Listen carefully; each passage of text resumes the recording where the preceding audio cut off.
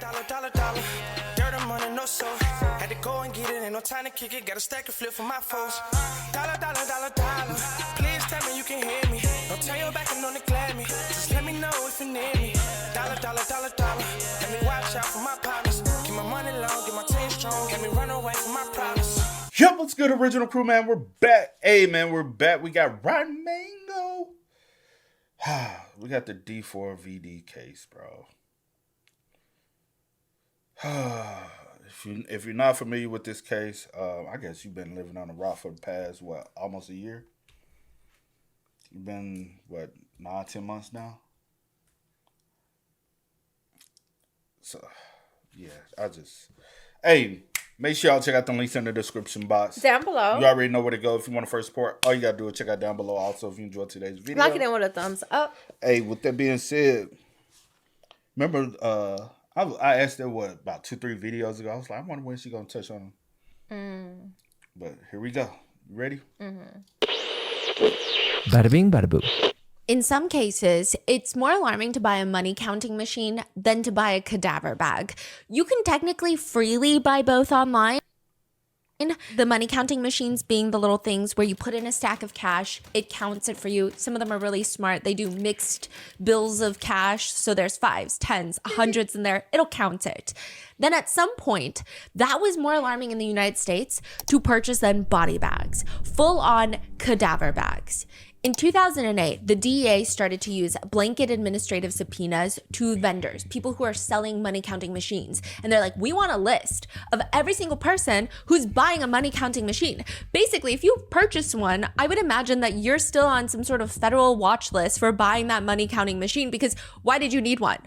The DEA has since stopped. There was a lot of public outrage and human rights activists arguing that it is actually abusive to Americans' right to privacy to put them on some sort of arbitrary list based solely on the fact that they purchased an item that is technically lawful to purchase. It's a lawful product. They're legally allowed to buy it.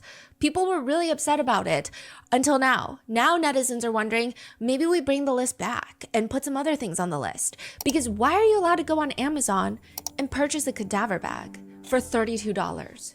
You can buy a cadaver bag online, like the ones that they use in morgues and hospitals, body bags. Depending on the quality, obviously, it's going to be a different price, but it's also going to be anywhere between somewhere to 100% leak proof for long-term storage. Some of them are going to be better sealed that prevents less odors from escaping.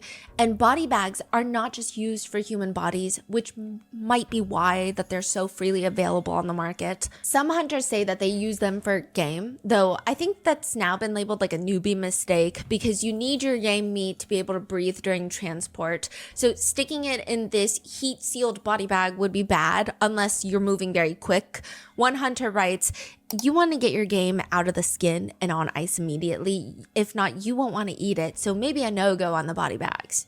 Aside from hunting, body bags are used by a lot of different people. Search and rescue teams for recovery missions. State emergency agencies will stockpile them for mass casualty events. Farms, sometimes vets, livestock vets, they're going to have body bags to transfer livestock to their final resting place, wherever that be, or to their cremation, their burial.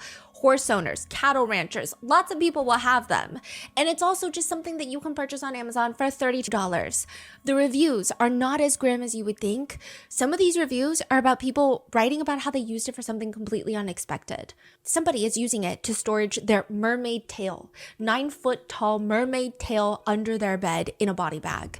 Another says that they're a doctor for athletes and they use it as a cooling tub. So as they wait for EMT to arrive, they'll fill it with cold water if need be and throw the athlete in there. Another review reads, this bag was perfect for storing 2 7-foot-long pre-lit Christmas garlands without crushing them. It's very sturdy fabric, zipper and handles makes it easy. Another reads, I'm tall. I got this for a camping trip because I needed a cheap way to make my sleeping bag waterproof. It's a bit awkward if anyone sees it since it looks like a body bag because it is a body bag. But it is, this was a good find though. And of course, there are other reviews that feel maybe a little more unsettling to read. Do not use this for what it was intended. It will leak and will not hold water or fluids. Leaks through all the stitching. But just because you order a body bag on Amazon, it doesn't mean that you get put on some federal watch list. Though recently people have been arguing, yeah, maybe you should be put on a watch list, especially when you purchase a body bag, an inflatable pool, 2 chainsaws, and a burn cage to go along with it, like what David did. This is the updated episode with all the legal updates for the David case, where last year in September, a 14-year-old girl's decomposing body was found in the trunk of this famous singer's car while he's out on tour. It took 7 months to arrest him, and this is what the authorities say happened. I think he actually supposed to be in court this week as we speak, as recording this. I think it's the 26th, so it might be it'd be the day after y'all see this. But I think he posted, if I'm not mistaken, I might be mistaken, but I thought it might be on the 26th he goes back to court. I know you don't know. We would like to thank today's sponsors who have made it possible for Rotten Mango to support NECMEC, the National Center for Missing and Exploited Children. This episode's partnerships have also made it possible to support Rotten Mango's team of dedicated researchers. We'd also like to thank you guys for your continued support. As always, full show notes are available at rottenmangopodcast.com. Please be aware that there are mentions of grooming, CSA, CCM, and dismemberment in relation to a 14-year-old child. This case may be extra sensitive due to the victim's age, so please don't hesitate to pause. We have 2 previous episodes on Celeste's case back when her body was first discovered. However, I would say that if you haven't seen those, maybe go watch those first. I'm still going to try my best to provide enough context and foundation to the case so that you're not completely lost as we go through the most recent case updates. Though if you ever find yourself at a point being like, oh, why don't you mention the song that he allegedly wrote in her name? Why don't you mention this? Those are probably in the first 2 episodes. Those are pretty thorough deep dives of all the internet speculation theories and comments that people had, and this is now with the legal aspect of the case, the preliminary hearing that's coming up, the arrest, and the preliminary hearing brief that the prosecutors dropped, as well as the autopsy. With that, statements, any quotes from court documents may be condensed or combined for brevity. So with that being said, let's get into it. Everyone has their own opinion on whether or not you should or should not bury your beloved family pet in your backyard. You have to weigh out your options. One person says they want to bury their family pet in their family pet's favorite spot in the backyard because that's what feels like honoring them. Another says, I mean, yeah, I get it, but I would never, because what if one day I move? Then I would rather my pet come with me, so I'm going to cremate them and then take them everywhere with me. I don't necessarily think that there's a right or wrong. It's all personal, unless you're breaking the law.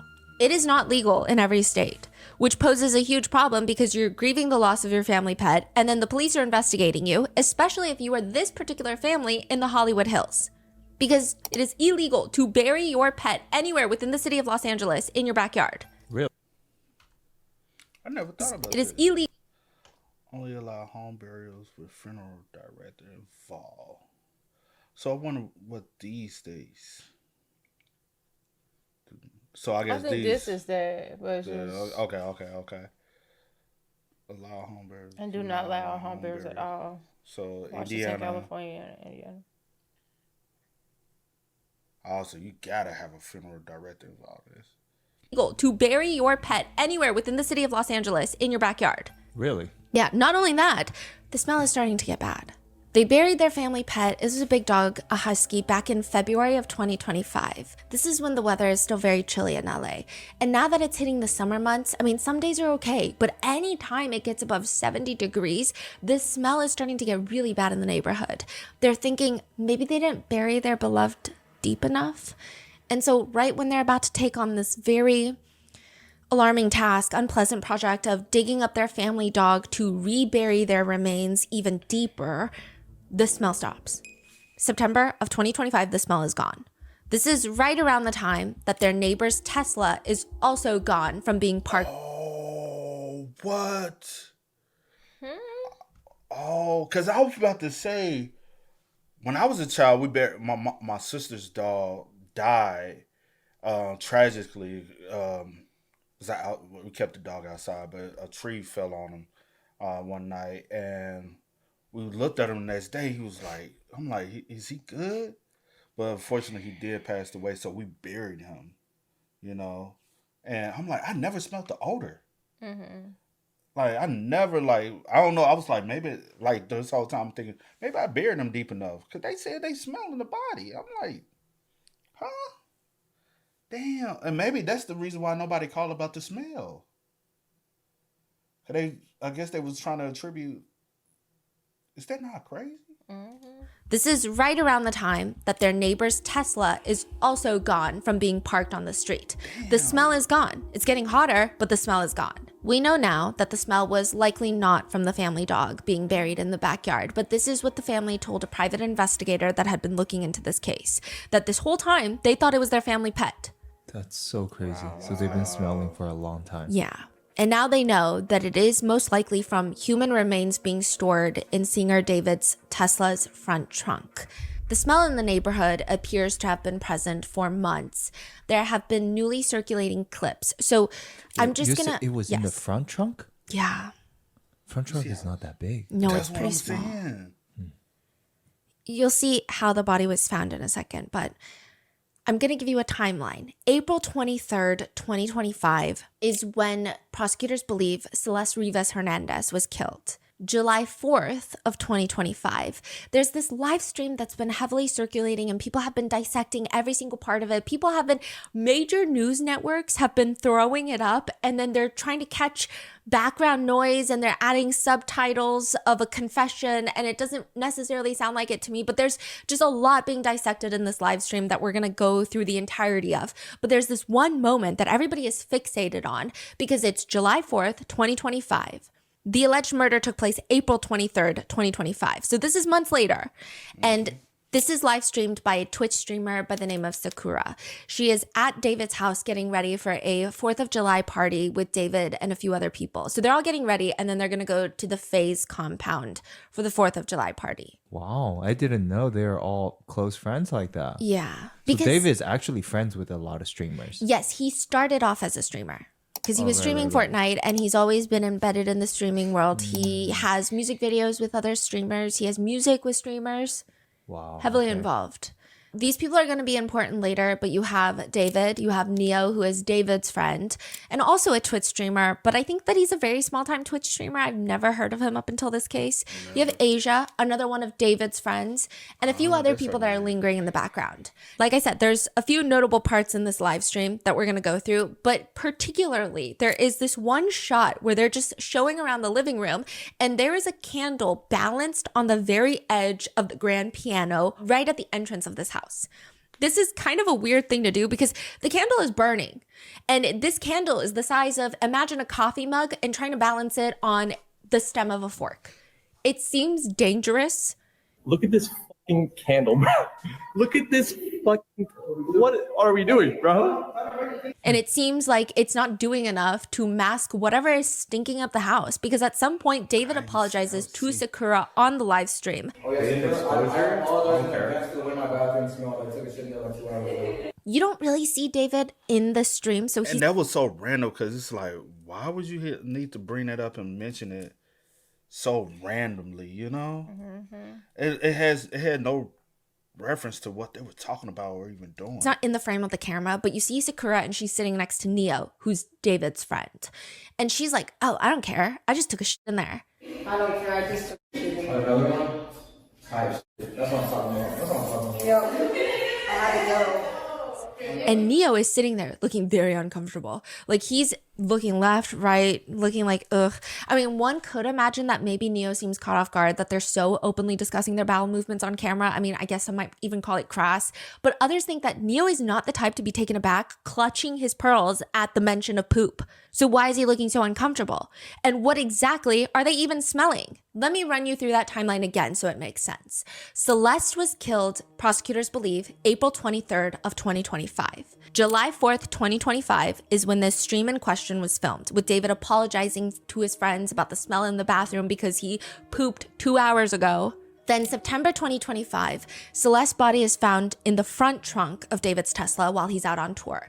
And for months, nothing substantial comes out about this case until January 23rd, 2026. So earlier this year, 4 months after Celeste's body is found, the very first arrest is made, not in LA, in Montana. And it's not of David, it's of his close and personal friend, Neo Langston. Neo Langston does not seem to have a personality outside of being David's friend. You can find out a lot about Neo Langston, also nothing about Neo Langston, all at the same time. He's a Twitch streamer. Apparently he played Fortnite a lot. That's all I know. Maybe that's the common interest that he had with David, or even how they met. He just makes like very mediocre content online. I don't know how else to describe it. One video is of him standing in the room stating, Motherfuckers that will go out of their way and do something for you and then expect something in return and then call themselves selfless. Like, no, motherfucker, you just a selfish, manipulative asshole. Like, get over yourself. F you. which I think is a very mediocre, just mindless take, but he thinks it's philosophically profound the way that he's spewing it out to the camera. There's another one of him in a beanie and a hoodie staring into the camera saying, "Quick reminder, good people don't call themselves good people." Thanks for the reminder, Neo. Why are you smiling in your mugshot? He's arrested January of 2026 and he's smiling in his mugshot. Full smiles. He also tried his hand at stand-up before all of this. He does a little stand-up bit where he says, much dating experience, which hopefully is a shocker to y'all. I don't I don't want y'all hearing that and be like, yeah, that makes sense. Yeah, that makes sense why he's business. I keep going through these like mini relationships, or as the kids call them, situationships. At the end of every single one of these situationships, the other person, and I mean this without fail, always finds the love of their life every single time. I help everyone find the love of their life, just at the expense of myself. It's just don't do that. Don't pity me, man. So I took this negative and turned it into a positive. I decided to make a dating profile, and it ends off with, I'm not gonna be the love of your life. I'm the guy right before that. So if you wanna find the love of your life, do yourself a favor and date me first. He's not particularly memorable by any means, except for the fact that he was very proud to be David's one and only Asian. He actually said that. What? One and only. How old is he? Because David, we know, just turned, what, 21? How old are all these other people? It's around. What is his real name? Neo.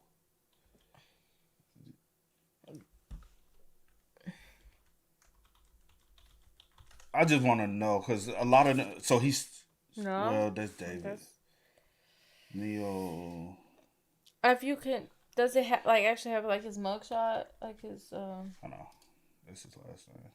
Oh, okay. He's 23. 23. No, only reason why I'm asking them, because they all hanging out. They all just doing nothing. Mm-hmm. None of them, I understand that they're saying that, hey, these people are content creators. These people are streamers. But they're not, they don't have a following enough to cover the expenses of a day-to-day life for an adult.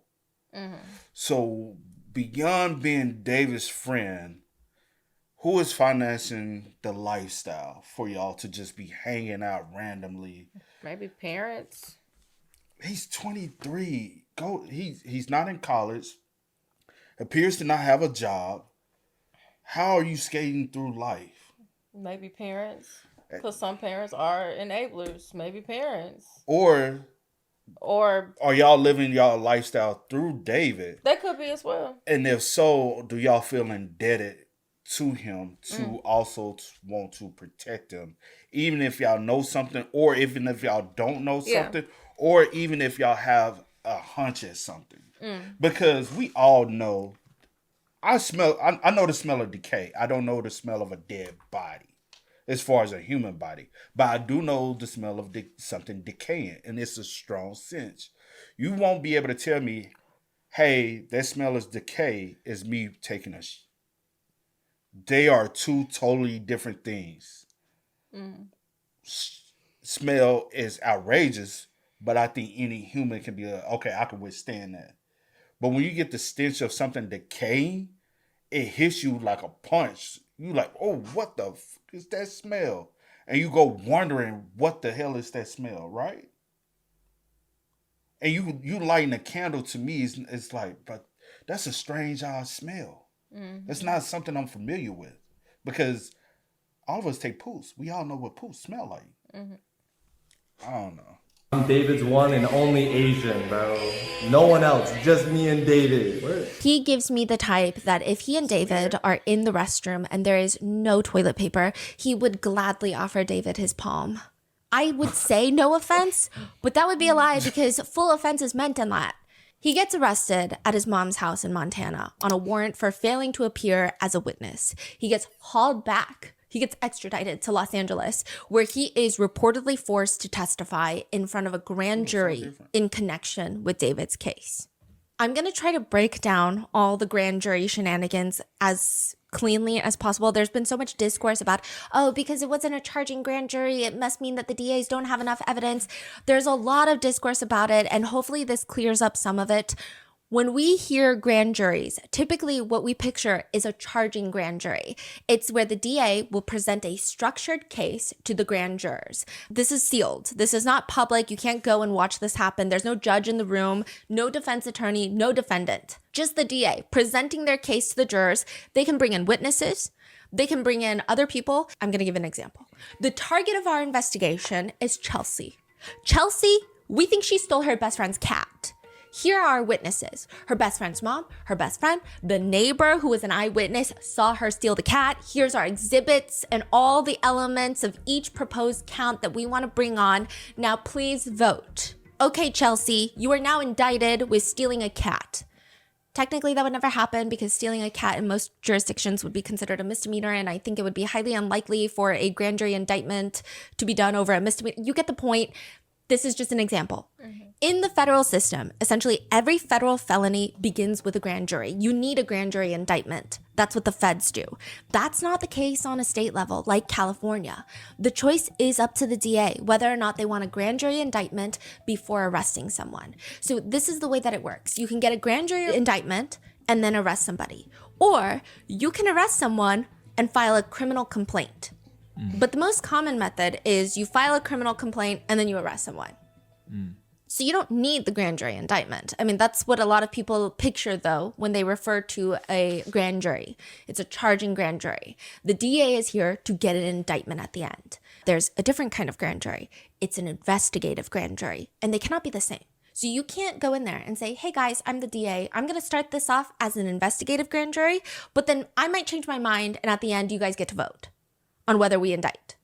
You can start another one, you can convene another one, but you can't do it in the same one. They use the same grand jurors, but the prosecutor, the DA, is not asking for a vote. They're just using the grand jury's subpoena power to investigate a case. So to give you some context, unless the police have a warrant, really at most, all they can do if you maybe saw Chelsea steal a cat is ask you politely to talk to them about what you saw. But you could also say no.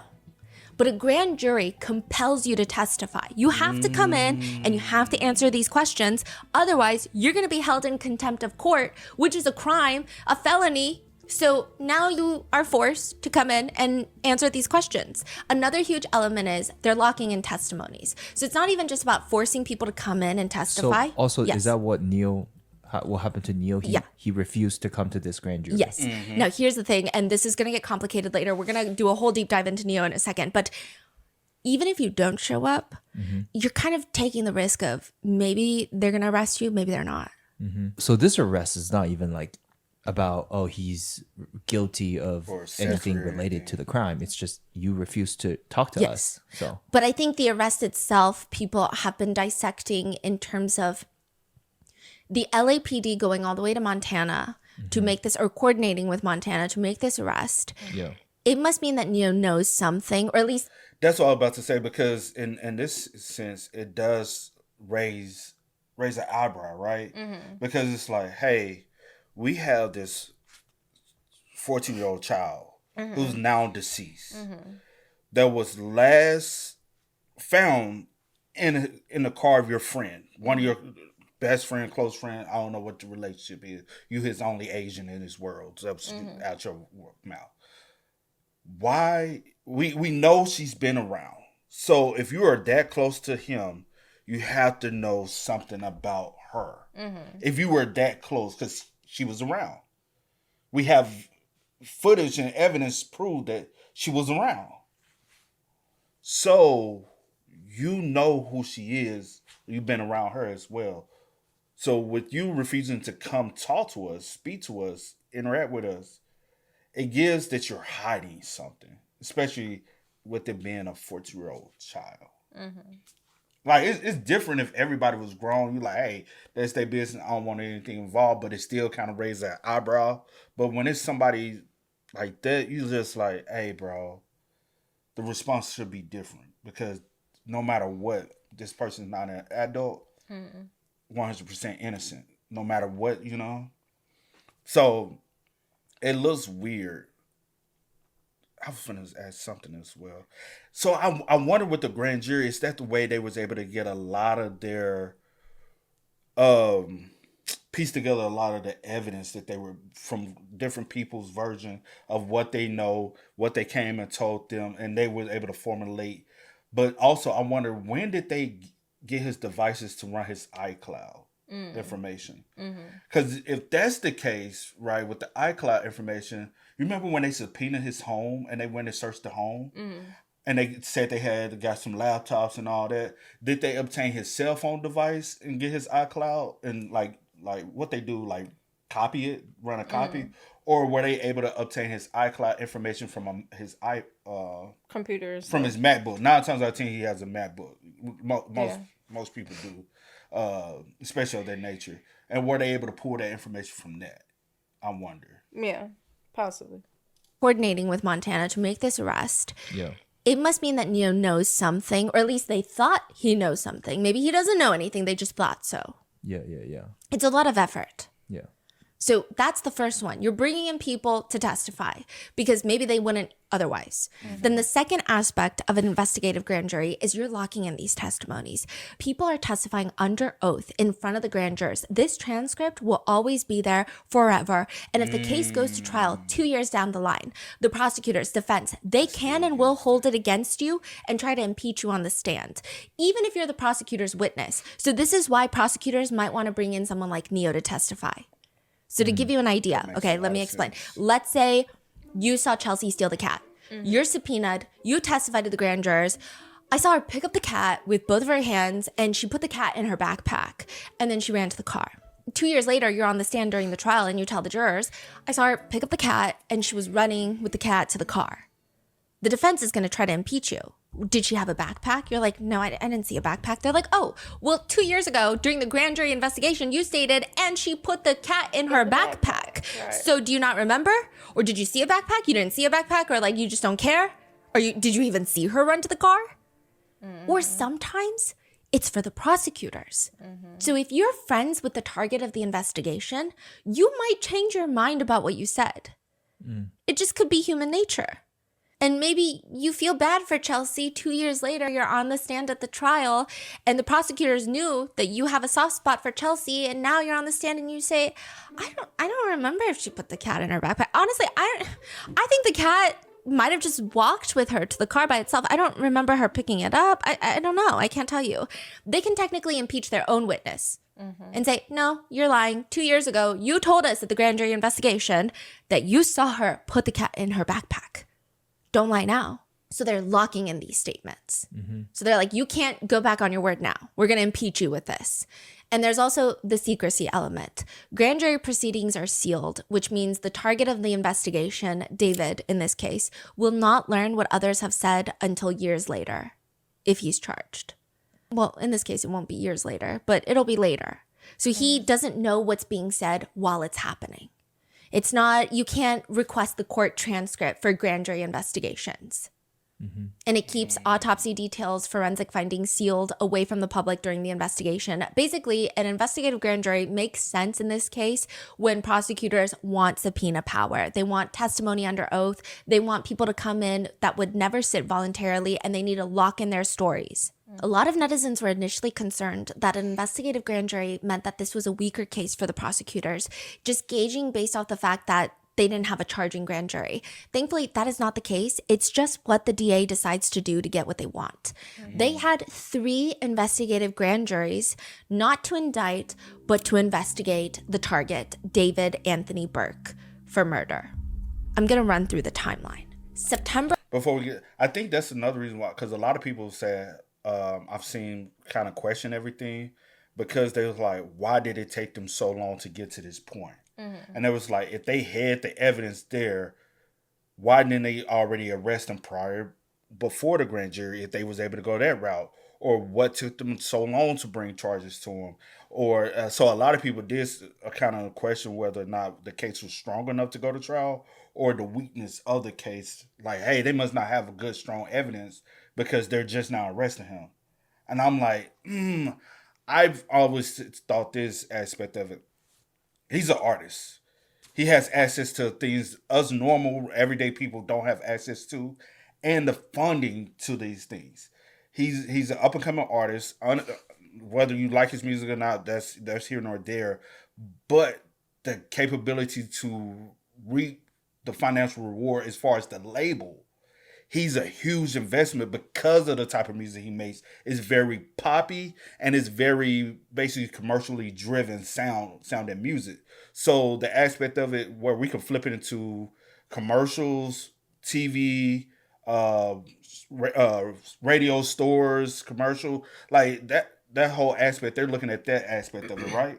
And we don't know about the ownership. So this could be your ticket right here. No matter how big he gets, you can multiply his income basically off of one song.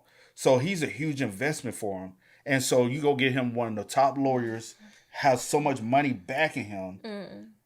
We got to tread lightly with him because we need to make sure we can wrap everything up before we really press this issue, because I think he's been held without bond. But I think if they had gave him bond, he would have been able to bond out. He has the resources to bond out.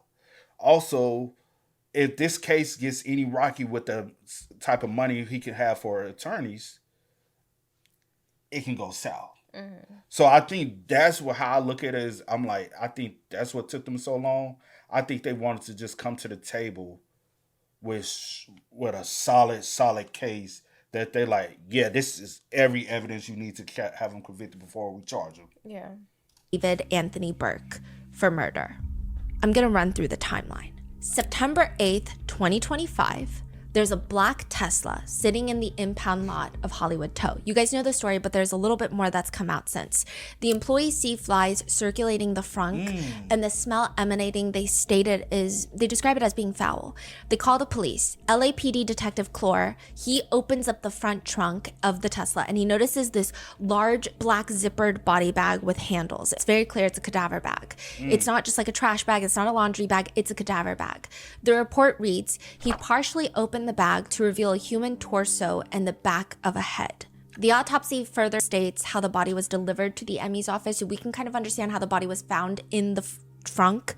Quote, I observed the decedent's posterior head and torso lying prone, so face down. So Celeste's torso and head were found face down in the body bag when you open the zipper. And her head was oriented towards the north. She appeared of indeterminate age and ethnicity with dark hair and natural teeth. She was wearing a tube top, underwear, and leggings and socks. I observed multiple holes in the front and back of the tube top. She was missing both arms above the elbows and both legs above the knees. Underneath the body bag was a black trash bag that contained the decedent's apparent compiled bilateral arms and legs. They appear to have been dismembered into several fragments. The decedent was in an advanced state of decomposition demonstrated by foul odor, discoloration, liquefaction, insect activity, partial skeletonization, and skin slippage. Side note, she couldn't even be fingerprinted because her fingers were waterlogged, which means through decomp and sitting there in that body bag, her fingers had soaked up so much fluid that the ridge pattern that is typically used for fingerprinting was useless for an ID. The report reads, the decedent was female and had dark hair with decomposition fluid and insect activity. Also, insect activity was observed on the body and the body bag. The body bag had a double zipper, 3 handles on each length side, and a handle on the top and bottom width end. The body bag took up most of the front space. Underneath in the trash bag were, quote, the trash bag was tied and contained with the dismembered arms. So the decedent's arms were cut and removed at the bicep, so above the elbow, under the shoulder. This is an interesting point that a lot of former medical examiners have been commenting on. Usually people in cases like this, where there's not a lot of medical knowledge, people will try dismemberment at joints, so elbows and shoulders. Yeah. The fact that that was not done is just interesting. I mean, I'm sure someone could psychologically break it apart, break it down. That person wouldn't be me, but they just noted it's interesting. So at the bicep, and the legs were cut twice, so severed above the knee, so around the thigh, and then below the knee, around the calf. The dismemberment doesn't make sense at all because is this also a ligature where he possibly cut right here? Because this is a straight line. But yeah, above the knee and below. So yes. Those are, and you know how tough this would be because what's that? The femur, right? Is that? Yes. You more about the bones than me. You know how tough it is to cut through that? I don't know. I'm just but I saying. imagine. Because it's one of the hardest bones in the body, right? And so like you got to think about all these. That's solid. That's solid bone. Normally, if you're gonna cut, because based off of animals, right? They say with animals, you cut them at the joints. Yeah. Because it's easier to, you know what I'm saying? Because what the fuck was he doing? Because even when I'm thinking like with the knee, I'm thinking you going straight, but you cutting straight through pure bone. That doesn't. You would think the joints, the ligaments, because it's easier to rip through. You would think or assume. I don't know. I know my uncle and them, they hunt and stuff like that. So I'm assuming from seeing them like do certain things, but I ain't never did it myself. So it's just weird, bro. So is it like again through the? Yeah, so not the joints, so not the knees, not the ankles. So the legs were in 4 separate pieces, and this autopsy was sealed until as of recent. This was presented to the grand jurors during the investigations, I'm sure. I mean, perhaps they received even more information, which would be likely, but the public autopsy does not indicate whether or not the dismemberment had clean cuts, how rough the cuts were. There's just a lot up for forensic debate. The report reads that on the right hand, on the inside of her right index finger, she has the sh tattoo, which David has been photographed with having a very similar tattoo, which that was like dug up. SHHH on the finger. Yes, right? like you would put your finger to your mouth and say shh, as in keep quiet. The report continues that her left eye is gone and, quote, the left ring and pinky fingers appear to have been mutilated and I did not locate them during my scene examination. They're actually still missing. So her left ring finger and her pinky are still missing. Now, reportedly, Celeste had David's name tattooed on her left finger. I don't know if you remember, but there were pictures that were circulating on Discord where somebody was wearing what appeared to be almost like a promise ring, engagement ring, and then had David tattooed on there. Yeah. People were saying, oh, maybe that's Celeste, maybe that's Celeste. I mean, did they say the right finger, her right finger was tattooed in red too, right? With the shish. Her right hand had a tattoo. But what was the I don't know the color. Okay. Yeah. And then had David tattooed on there. Yeah. People were saying, oh, maybe that's Celeste, maybe that's Celeste. I mean, that was all up in the air for debate. It seems a little bit more solidified now, though we still can't confirm it 100%, but that's just what it appears to be. And now those 2 fingers are missing. That's in September. They have their first grand jury investigation, December of 2025, and then the third one, January of 2026. Then Thursday, April 16th, 2026. So this is 7 months and a week after finding Celeste's body in the Tesla. LAPD walk up this driveway and they are finally arresting David in a $3.5 million house in the Hollywood Hills. Not the house that David was living in when Celeste's body was found in his car. This is a new house. Really? That he's rented. And for the past 7 months, David more or less had gone radio silent. He was not publicly seen for months. A lot of people were actually under the impression that he had gone to Texas to be with his family after Celeste's body was identified. He canceled his tour. He didn't post on social media. He went dark. There were reports and rumors that he was active on Fortnite, that he was reviewing movies on a movie account. like rating system, but he doesn't publicly say anything. He's not caught by TMZ grocery shopping at Trader Joe's. He was apparently hiding out in a new rental in the Hollywood Hills for the past 7.5 months. A new house that apparently nobody knew he was hiding out in for the past 7.5 months. This house, there's a very private pool area with a cabana. It's 4-bed, 3-bath. It's a stunning house. Wow. It's in a very calm neighborhood, very close to the other house that he was living at when Celeste's body was found. Except on Thursday, this neighborhood was not so quiet. April 16th, 2026, one neighbor says she just hears on a loudspeaker, "Surrender. It's time to surrender, David. Time to surrender." She has no clue what's happening. I heard someone on the megaphone saying, "Surrender, surrender, come out." In fact, another neighbor releases video of David talking to the police who came to arrest him, and they're letting David know if he tries to run, they're going to release the canine dogs and he's going to get bit. To which David says, almost in this casual tone, "I got you. I got you." If you try to run or you try to resist, you won't get hit with my feet going. It's gonna hurt. I got you. He has to come out through the gate, but he also needs to keep his hands in the air. So he asks them, "All right, so the gate is locked. Do I open the gate?" All right, so the gate is locked. You want to open the gate? Sir, open the gate. He opens the gate at the police's instruction and he's promptly arrested. He is by all means cooperative in the arrest. He's wearing gray sweatpants, a black hoodie. He's escorted out of this Hollywood Hills house that he's staying in with his arms behind his back. He's taken to LAPD's 77th Street Community Police Station and booked in at 10:12 p.m. as inmate number 7221640 and is held without bail. Side That's note. crazy. So you're saying that this is the first time people know that David lives in this house? One neighbor later tells the news, "We were surprised to learn David was living nearby. We never saw him." We never saw him. We never saw anyone going in or out of this house. We actually assumed no one was living there. Another neighbor says all of our neighbors were kind of in a group. Not a house up for sale? Oh, it's for lease. lease. Oh. Because he was renting. I wouldn't want to rent the fucking house, bro. You just... But also, he's getting all these homes like this through his management and everybody. Everybody putting those homes under their name. So they don't even know that David is staying in these homes. Why you say you won't want? Man, the other home, that's one reason why. Now, the other home for sure, like, yeah, because you just never know. I don't want to go behind somebody. You just never know. Yeah. You don't know what mentality you don't know what's going on up in here. You don't know what they welcome in. I don't want to be associated with nothing. I know somebody. Nah. Personally, me, no. Chat, and we were like, This was kind of scary that we've been living around the corner from an accused murderer. Is he living alone though? it seems like it. That's crazy. How does he even get food, or how did he even get in there at the first place? We don't know any of this. No.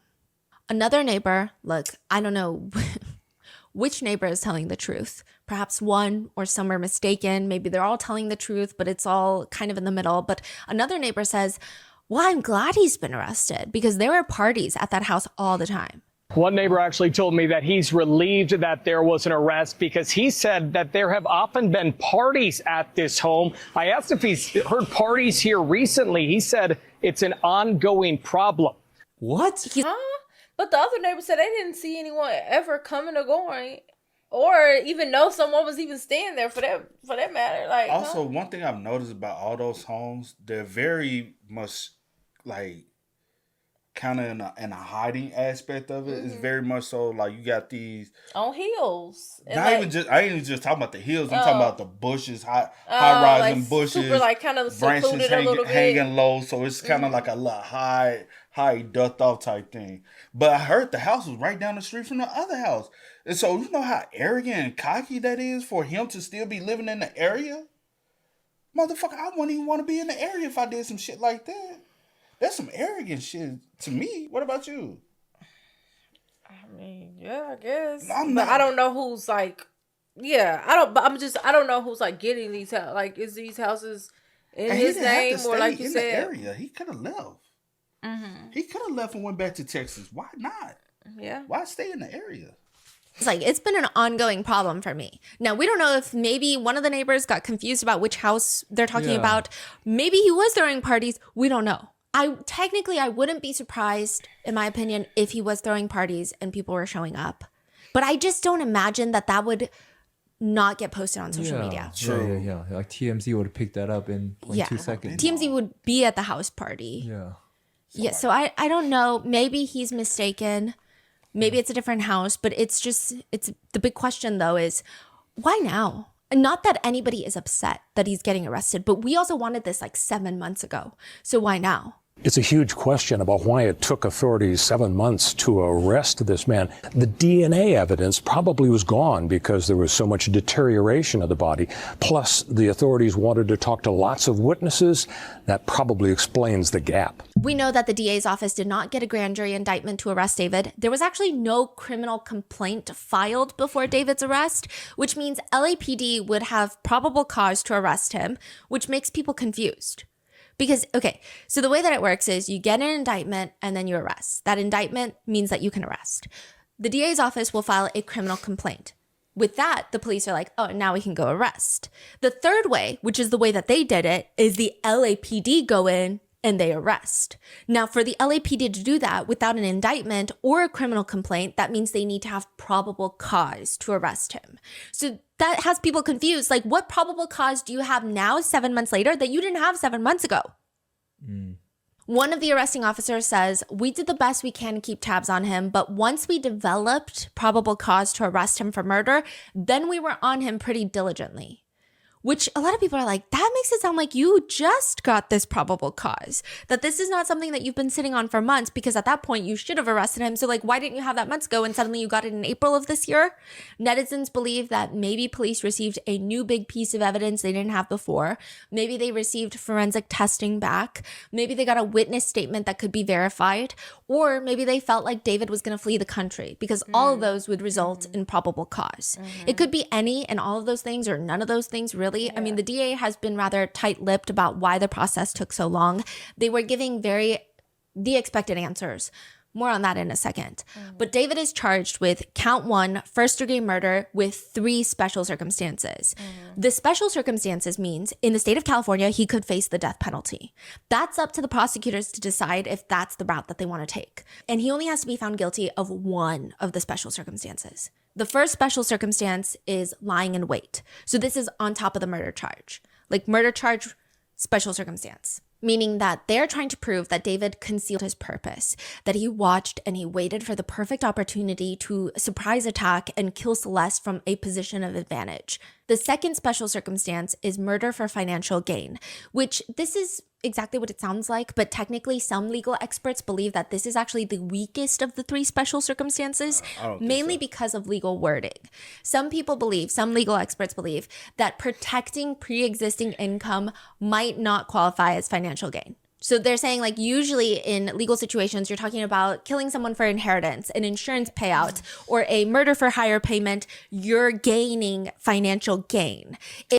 Okay. That's what Oh, go ahead. No, you can go. I was just going to say, like, when we had heard, like, what the charges was, I was always, like, under the assumption that financial gain is if you can gain something from doing this. Like you said, like, people that, take people lives for life insurance policies or But, you know, we listened to somebody breaking down, and they was like, his financial gain aspect of it would be the loss he was received if that information got so when out. they explained so he was still financially gaining by removing her from the world, more so protecting protecting, but because his money was still growing. So if it had came out that he had was dealing with her, he would have took a financial loss, but getting rid of her was like a financial gain because he was still able, because his income was still climbing. Well, I know what you're talking about. When someone broke it down, I was like, okay, I could see what you mean, but I just said I've always been under the assumption that that's what financial gain meant, based off the legal wording behind it, premise. Based off the definition of what gain means. But as far as legal wise, I don't know if it's as strong or if they'll be able to kind of like maneuver and like really like for it to stick, or if his lawyers will be able to. I do think the line and weight will stick. The line, that for sure, and then of course charge 1. And possibly charge the financial gain as well, just depending on how they spend it. But how they present it and everything. Yeah. Or a murder for hire payment, you're gaining financial gain. It might not apply to someone killing to prevent the loss of an already established income stream. I see. Though I think that could be easily debated with prosecutors presenting the fact that he's going on tour right after allegedly killing Celeste, and that would be a new income stream. He released a new album, which is a new income stream just days after they alleged David killed Celeste, 2 days after his new album drops. And other cases have treated avoidance of loss as equivalent to acquisition of gain. So experts think that this will be the most litigated special circumstance, but I don't know. Oh, did you... I thought you were signaling me to fault. My bad. I was in that moment, but I was like, in that alone, I'm like, you are gaining something from it, and even future projects, tours. Because say for instance, if like things that we know that actually, if it came out, then honestly, 9 times out of 10 it would have hurt you. So I get the financial gain, but like I said, it depends on how they present it and how they, And let's take it, and he actually carried out every aspect to cover up everything. Financially, he would have kept gaining, and honestly, at this point, do I think a lot of us would know who he is still to this point? No, because when it came out, no, and then. But I came across him through other people, and I was like, "Oh, that guy." Didn't know he was already doing a lot. His music was already being placed in TV shows and commercials and stuff like that. And I was like, "Oh, he's becoming a commercial pop artist, not a rapper, not an R&B singer, a commercial pop artist." And that's the biggest financial gain you can do when at any level of music, right? And so you got to think about the touring. He was about to go overseas and tour. That's huge revenue, huge exposure. Also, merchandise. His merchandise sales is going to go through the roof. Yeah. So, yes, financial gain is there. Yeah. In my eyes. But it's about what you can present to the jury.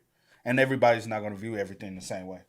Then you have the special circumstance of murder of a witness. And this is where a lot of people have been getting confused. Allegedly, David intentionally killed Celeste for the purpose of preventing potential testimony in a criminal proceeding. So everyone just started running with it. And they were like, oh my God, Celeste had already gone to the police.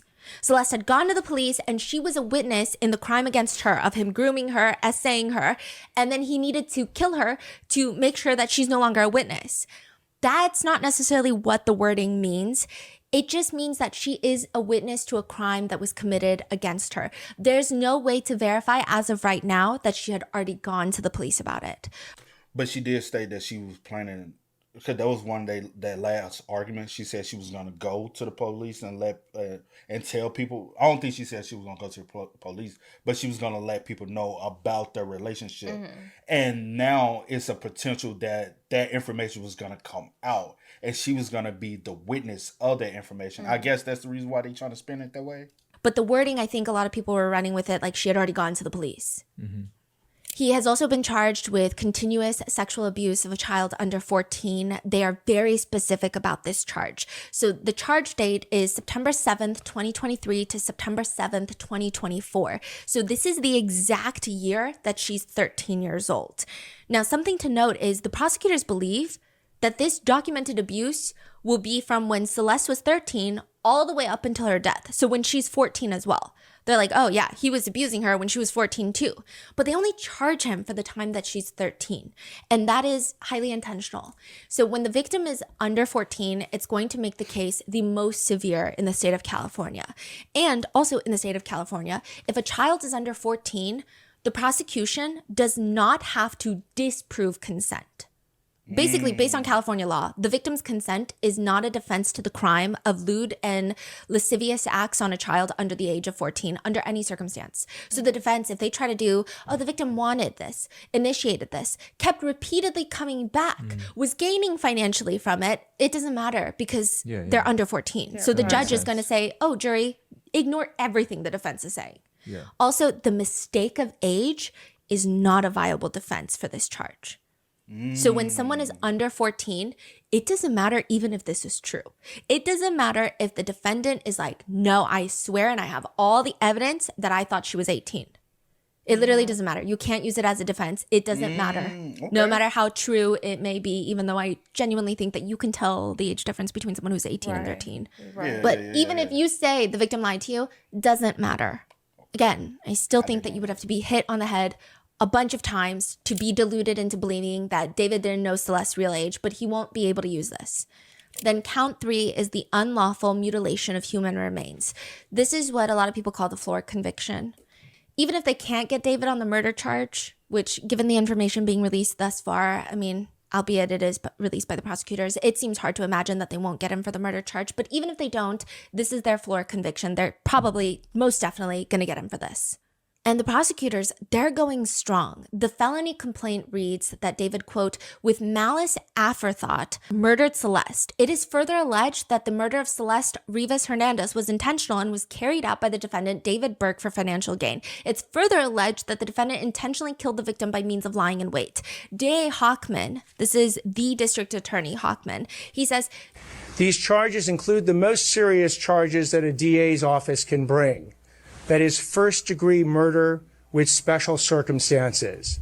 The special circumstances being lying in wait, committing this crime for financial gain, or murdering a witness in an investigation. These special circumstances carry with it, along with the first-degree murder charge, a maximum sentence of life without the possibility of parole or the death penalty. He says, my description of these charges is not evidence that we are going to present in court. These charges, in fact, will not be evidence in the court. So this is just him legally saying, just because we charged him doesn't mean that's evidence.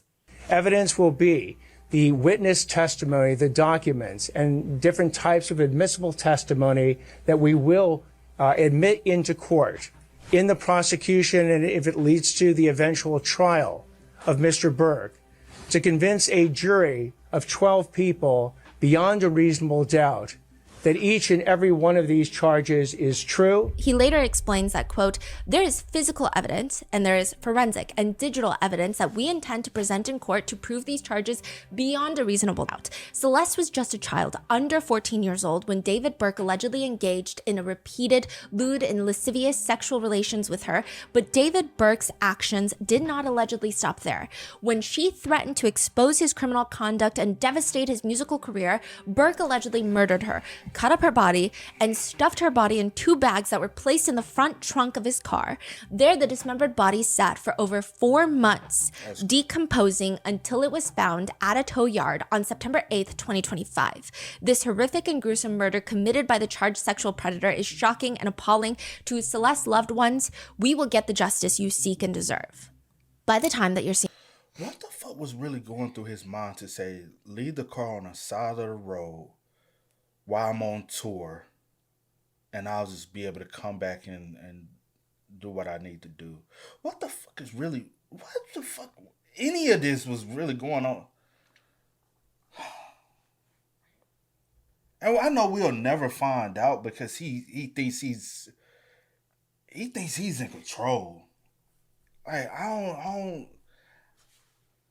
even, why the fuck, I don't know, bro. Something I've always had questions, but I know I probably will never get the answers to. But the fact that you left in the hot ass sun in California in a trunk or frunk, however you want to put it, why you? And then you already knew the smell was going in the house. So what the fuck you thought was gonna go on outside? It's getting hotter in July. You just had the body sitting this whole time. And you, like, it makes no sense. Also, I wonder, I know they weren't able to retrieve the 2 fingers, right? Also, were they not able to obtain her cell phone? I'm assuming not. Because that would have a lot of damning evidence against him as well. So what did he do to get rid of all this? Now, I do know the speculation of the San Bernardino, like the drive and all that, because you remember that's where they found, I don't know, I might be saying these names wrong with these California cities, but her passport ID was found out there. So could he had disposed of it as well? Like I mean like toss it on a drive, because that drive was hours away. So In this, we are now heading into the preliminary hearing. I know you just said her eye. Me always assumed her eye was due to decomposition, possibly. But his psyche, don't fucking know. I just always assumed why that you took. it had bugs in it. Never So mind. that's the reason why I always. I do know. So it was bugs in the inside and on the outside. So I just automatically assumed that possibly I got you. got in and started gnawing. But I got also you. that's my ignorance. No. Observe. By the time that you're seeing this, we are now heading into the preliminary hearing for David. And there's a lot more of the weird aspects about the preliminary hearing that we're going to get into later, and what to expect and like why it's working out the way that it's working. But before that, the prosecutors have decided to drop a preliminary hearing brief. A prelim is what some people are calling it. It's formally called the People's Brief regarding preliminary hearing evidence, and it's almost like a narrative timeline of what the prosecutors believe happened to Celeste. And this is by all means kind of unusual. Usually prosecutors don't drop a brief before the preliminary hearing. Yeah. It's it's not something they shouldn't do, it's just unusual. But let's dissect it. So we already know that September 8th, 2025, Celeste's body is found in the front trunk of David's Tesla. And we all know that it seems like she had been deceased for a long time, but nobody really knew the strong, firm timeline of when she could have passed. People were just saying, oh, one friend came out anonymously on Reddit and Discord and said this is the last time they heard from her. This is just like internet ramblings of us piecing together what we thought happened.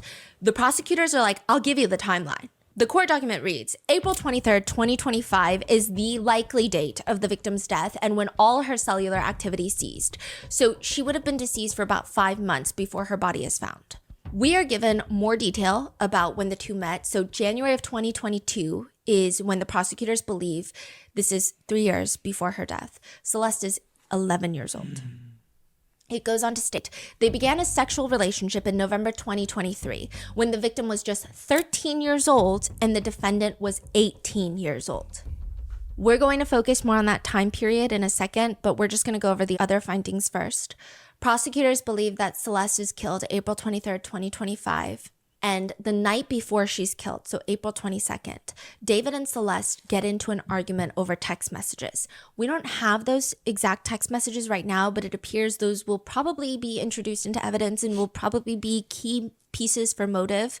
The brief reads, the messages reveal the victim's jealousy over defendant's relationship with other women, as defendant led her to believe that they had a future together. She became extremely upset and threatened to disclose damaging information about her relationship with the defendant to end his career and destroy his life.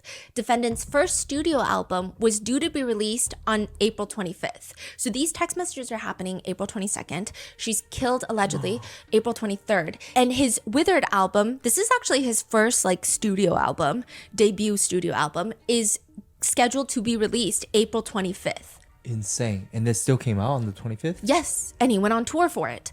He had an emerging multi-million-dollar career already in progress. This is what the prosecutors state in their brief. He also had multiple product endorsements, which were highly profitable.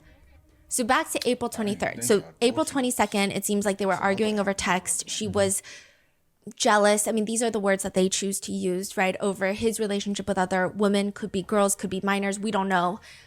April 23rd, pre-sale tickets for his Withered World Tour go on pre-sale. And this is the tour that he keeps bringing a casket to each of the tour locations. Remember, we covered that in the first 2 episodes. This is that tour. He even posts on TikTok, your prayers have finally been answered.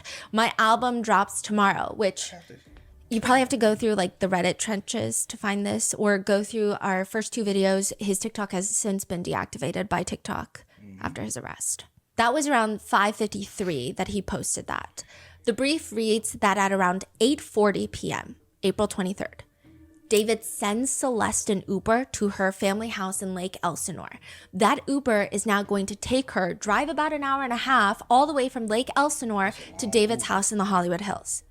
And this ride was, by all means completed. So the prosecutors state that during this Uber ride, the two of them are communicating, I'm assuming texting. And eventually she's dropped off at his Hollywood Hills home at around 10:10 p.m. Now, the filing says, knowing he had to silence the victim before she ruined his music career as she had threatened, very soon after her arrival at his home, defendant stabbed the victim to death multiple times and stood by while she bled out. At no time did he call law enforcement or 911 or take her to an emergency room to attempt to save her life. He allegedly stabs her on the right abdomen, so injuring her liver. A second stab wound is on the left side of her chest with penetration of underlying intercostal space. And the second stab was in her left chest area. The autopsy reads there are 2 penetrating wounds of the torso with smooth edges that may represent sharp force injuries. So, everyone's thinking a knife, but they can't in the autopsy say a knife. They can't be that specific. Stood by while she bled out. That has been a huge topic of discussion online with people saying, oh, well, how could the prosecutors write that unless someone has proof of him doing that? Was a witness there? Did a witness come by and say, oh, he stood there and watched her bled out? Others are saying this wording has been misconstrued because people have been taking it, running with it and saying he watched her bleed out, which almost insinuates that he got off on her dying and he was just watching the life drain out of her. I will say something to note is it just seems like a narrative inference to emphasize that he did nothing to save her life. So I don't necessarily think that there was a witness, at least at this point, that saw it happen or heard that he did that. It seems narrative at this point. Now, the prosecutors seem to believe that after stabbing her, he sends her a message at approximately 10:30 p.m. So she arrives at the house, 10:10. This is 20 minutes later. He sends a text message to Celeste inquiring about where she is. What time? 10:30? Yeah, 10:30 p.m. So the people are saying, the people meaning the prosecutors, they're saying this is part of the defendant's premeditated plan to cover up the murder. Like, they believe she's already dead at this time. The filing further alleges, despite knowing she was dead and her family was trying to find her, the evidence will show the defendant lied and claimed he didn't know where she was. And I wonder, is that the only message he sent? Like, where were you? Or did he send anything? Well, I'm sure we're going to find out. Or did you try to call? Yeah. Anything? Nothing? Did you say, where are you at? Please answer. Like in a panic. Mm-hmm. Or instead you just hit her with the, where are you at? Let me call once. And then they say you left her house at 11. Well, we'll she'll get. Yeah. In fact, the defendant drove. I just wanted to speak because I'm like, did you call her even on the route of that? Because then.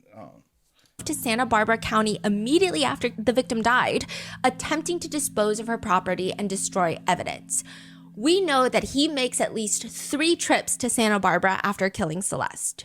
Santa Barbara is like hours away. Yeah, Santa Barbara is really far. Santa Barbara. Yeah, well, I say San Bernardino. Yeah, Santa Barbara. Santa Barbara. I don't know. My bad, y'all. I told you I wasn't good with the California names. A few hours, right? Yeah, and I remember the drive is like there's a lot of isolated parts even to get from LA to Santa Barbara, because we've made that drive before as well. And there's like lots of parts where there's not a lot of people, especially on the road that you're supposed to take. Yes. He drove like that the same night? Yeah. Mm-hmm. And then he drives like a few weeks later too. So he makes at least 3 separate trips. Santa Barbara, I think, is going to be a pretty big element in all of this, whether or not it's fruitful in finding items that the police need. I just think there's something in Santa Barbara. That's what a lot of people think. Because January of this year, Celeste's passport card was found in Santa Barbara off the highway. So this is before the arrest. And the phrasing in this document is, in fact, the defendant drove to Santa Barbara County immediately after the victim died, attempting to dispose of her property, so that could mean her ID, and destroy evidence. Is that just like clumped together, oh, her property is evidence, or could it be the murder weapon, because that hasn't been found yet? What else do they think that he could have disposed out there? Could it be the missing left ring finger and pinky finger that have still yet to be found? Or is it just the passport ID card? Why did he make so many trips? At approximately 11:30 p.m. on April 23rd, 2025, he drives to Santa Barbara. So she arrives at 10:10, he texts her at 10:30, and then 11:30, he starts driving. He calls and texts Celeste's phone as he's driving, asking where she is. The prosecutors state, again, these were acts calculated and planned to set up his defense within a very short timeline after the victim's vicious murder. He gets home early the next morning, April 24th, 2025, and he does this quick radio interview for the release of his album. That's all the prosecutors give us, a radio interview. People have been dissecting it. So the Zach Sang Show interview comes out, but that was actually filmed early in April. I will say the date hasn't been confirmed, but it seems like it was not that interview because he talks about Coachella. He talks about going to Coachella. He talks about preparing for Coachella, which happened before. I'm practicing new flips for Coachella. What? New flips. You're gonna flip? I am. Then people have brought up a different interview, the Songwriter Universe interview. And I will say that he does sound really tired in it. It's like an 11-minute audio interview. He sounds exhausted. Basically, it was a very, very unorthodox way of getting into music. I was never very musically inclined my entire life. I never really focused on music or had a drive or a passion for music. Usually in interviews, he gets off on explaining his creative process and being the most creative person in the room. But this interview, it just seems like he's, oh yeah, so I got my start in my sister's closet with my phone in BandLab, and I was just, this is how I started because I didn't want Fortnite I was getting copyrighted on my Fortnite streams, blah, blah, blah, blah, blah. It just seemed very less enthusiastic, less sidetracking thoughts, which usually he's a fan of. However, I will say there are parts in the interview where they say, oh, your album comes out later in April. Right. So that wording makes it sound like it's not. So people haven't found the exact interview? I'll say if you go in archive, like thinking about on the media aspect of it, it's probably not an interview that was dropped in April. It's probably an interview that was probably dropped in either May or June. Typically, how people like to film things when it comes down to media is you got to go through editing process. You got to get approval from the higher ups and the reps and stuff like that. A lot of things we see are in the professional world are typically dated a month or two out. Especially when it comes down to an interview, you know what I'm saying? It's not as quick as a YouTube video where you might record it today and drop it today, or record it today and drop it tomorrow. It's not as that fast because there's processes you have to go through, censorship you have to be thinking of, and there's a lot of other things that you just have to think of and get approved for radio or television. It's not as easy. So, or did it even come out? Did it ever come out? Because they could have scrapped it as well. So we don't know exactly which radio interview this is. I'm sure we'll probably find out if this progresses to a trial. But around that time, so this is again, the day after killing Celeste, he does this radio interview and, quote, he sent 2 additional texts to the victim's phone that day, which obviously went unanswered because she was already dead. Again, I guess this is his way of trying to create some sort of alibi and excuse. But the crazy part is prosecutors allege after April 26th, defendant never attempted to contact her again. So he really only does this. He only puts up this ruse for like 3 days. The day after allegedly killing Celeste, he's doing the radio interview and he orders something on Postmates, which is basically Uber Eats. He orders a shovel from Home Depot. That same day, he apparently goes on a live stream. There's not a whole lot of clips online, but the timeline seems to match up to this day, but don't quote me on it. It's not confirmed. This is allegedly like 18 hours after allegedly killing Celeste, and he's just talking about his Fortnite locker. So with the release of his album, because he's been obsessed with Fortnite since day one, he did a song for Fortnite that you can use without copyright. Like, it was a whole thing. It was supposed to be a full circle moment, and Fortnite also released a locker that you could get, which has a bunch of David merch or David items that you can refund them if you purchase them, by the way. And the whole stream, he seemingly cannot stop blurting out words. Like, one person is just commenting, like, his energy is so strange because he's just rambling. It's like he's filling a word count. What is he doing? Just on Fortnite, he's like, look at my locker. Oh yeah, one day I'm gonna get a skin. Oh, that's my dream to get a skin. Yeah, I'm a furry. Like, he's literally just, it sounds like he's on drugs, I would say. He seems manic. We get the skin is gonna be a monumentous moment. Monumented moment.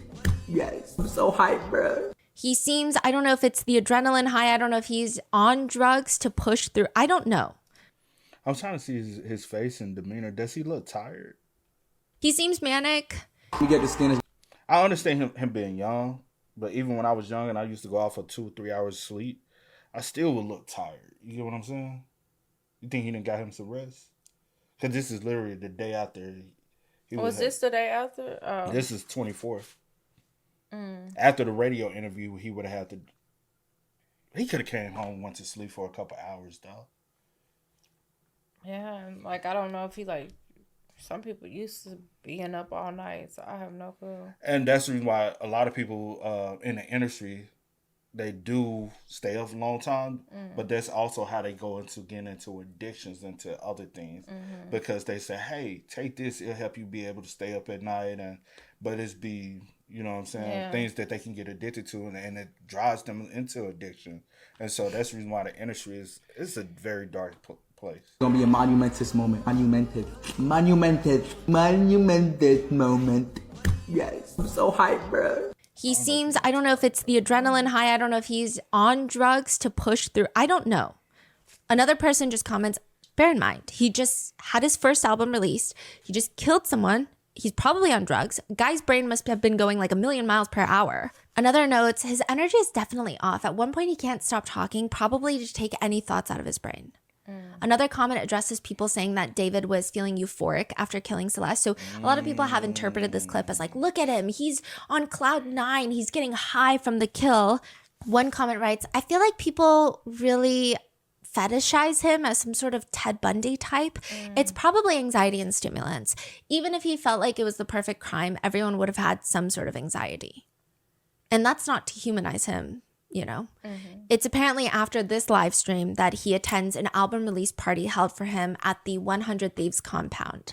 He's wearing sunglasses and he looks, at least from the outside perspective, completely normal. He's very smiley, as one would be expected to be for an album release party. He's thanking, he's hugging people. A few things that people noted is that he appears to be wearing a silver Hello Kitty bow ring on one finger. Some people suspect that it was Celeste. It's kind of crazy that from that point on, everything is almost recorded to the public. Documented, yeah. It was live, and people were living through it with him without knowing what's going on.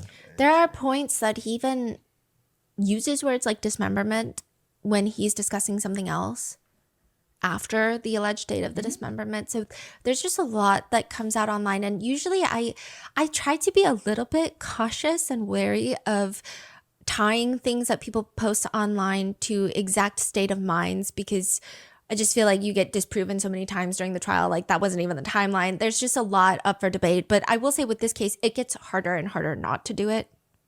Even his lyrics, usually I'm not big on like, oh guys, this is what his lyrics said, so it must mean he was planning it all along. But it's just there's so much overlap of weird coincidences, as well as the fact that he used her voice in some of his songs. But it's just, yeah, there's a lot. And in most of the pictures from the party, he has the palms of his hands faced away from the camera, or it's like balled up into fists. So there's one where he's holding his hands in the air in front of everybody, but his hands are balled up into fists, which makes people wonder if he had some sort of wound on the inner palm of his hand, because that is the most common spot for wounds if you are stabbing someone. It is very hard to stab someone without sustaining some sort of injury because of all the blood. There's usually some slippage of the knife, and that would be on the palm. More on the palm in a second. But soon after, according to the brief, he flies from LA to New York City. So the day after allegedly killing Celeste, he's doing an interview, he's on a live stream, he's going to an album release party, and then he's flying to New York City. The next day, he has a band lab and David pop up at Union Square. He's performing and he's singing his song Afterlife, which is on his new Withered album, at the band lab pop up. And we discussed this, but we didn't know the timeline. He breaks down crying mid-song. He's like singing Afterlife and he's crying. Right. This was the day after? 2 days after. Whoa. He was like on the ground, kneeling on the ground, right? No, so that's the Houston concert that's coming up in like a few days. But this is him on this bar stool. He's wearing his bonnet, his sunglasses, and he's like hunched over on his mic. Wow, this is... Notable lyrics for Afterlife include, "The devil told me you were good for me. My mother told me he would lie. What doesn't kill you waits for later. I thought a girl would make me happy. Real love is not for sale. I'm still by your side. I crossed it with you. And when I die, you're holding the knife. I'll love you even from the afterlife." It does appear that this song holds a lot of importance for him because in a previous Zach Sang interview, but this would have been filmed probably before Celeste died, Zach Sang is asking, so what stage of the withered, is dying? Withered is dying. So you're going into dust, but you're coming back again. Is that what I'm getting through these 14 records? It's definitely like a resurrection type of thing. So, but by the end of the project, it's done. So that's why the last track is called Afterlife. That's like the final blow, He says that he went through a lot to write this album. In the process of, getting outside my house and exploring the world and finding friends, losing friends, finding relationships, losing relationships, it's just everything has kind of been shaping and leading up to this project in such a domino effect way. This album is my life. Like, Withered is my life. Petals of Thorns and Lost Petals are what I want in my life to be, and then Withered is my life. So he's talking. But she pointed out the Hello Kitty bow. That's the same bow right there that he had on. So that might not have been, you know what I'm saying? Or Celeste could have, that looked like a diamond though. But it could have been something he got with her that helped her, you know what I'm saying? So you got to take that into account too. So like you got to look for the minute details in the time period. Because I know a lot of people like to use the lyrics and paint this picture, but I'm like, also music, it's about the data creation. And a lot of us don't know data creation. We just know data publication as far as what we can hear. Data creation could have been 3, 4, 5 years ago. We don't really know. But it also can represent the mindset of the individual. So, could he always had murder on his mind? Yes. But he just never carried it out. Could he also have been telling us how he always had planned to murder someone? Yes, but he doesn't necessarily. If he was to do it, but does it mean that he had that in purpose for Celeste? That's the information we don't know. So data creation is very important than data publication, and that's with all of this. So I think some people, when I see people dissect it, they do get that stuff confused because, like, even data creation as far as the interview, that's the reason why a lot of people's like, oh, this is the interview, but that's the data publication, not when it was created. We don't know that information. So when he talks, I try to hear it, but I try to look at it at a viewpoint of the mindset before the act happened. Petals of Thorns and Lost Petals are what I want in my life to be, and then Withered is my life. So he's talking about his mini EPs, the Petals to Thorns and Lost Petals. April 25th, 2025, he posts another TikTok where he writes, "My album is out, let's fucking go." And the caption reads, "No more side quests, you guys can't bully me anymore, ha ha ha ha." And he's singing to one of his songs, "Is This Really Love?" Potentially relevant lyrics include, "Is this really love? You said you never meant to hurt me, but baby, I know this is how it goes. And if there is a world where you're not leaving, then darling, I need to know, is this really love? You may have called my bluff, but you've been acting up. Hating you ain't enough, I just want my love back." One thing people have found interesting is he keeps opening his hand, his right hand, like he keeps singing to "Is This Really Love?" and opening it like a hi. And there's this red cross on the palm of his hand. And in the center, it reads Jesus, but it's almost like a scribbly red temporary tattoo. Some people think that this temporary tattoo is covering up a scar because it just looks really bizarrely done. I will say that he does typically draw crosses on his hand, but in black ink. So this is at least the first time I've seen it in red ink with Jesus written on the inside. But also the fact that he keeps showing it to the camera, people thought was weird, that maybe he's trying to hide it in plain sight. Interesting. Okay. It could just be a temporary tattoo. Some netizens believe that he got this temporary tattoo before killing Celeste. So it's really hard to gauge the timeline because a lot of his stuff has been taken down. So you're kind of just going off of screenshots on Reddit that you're like, oh, well, this person is saying that it's that, so it must be that.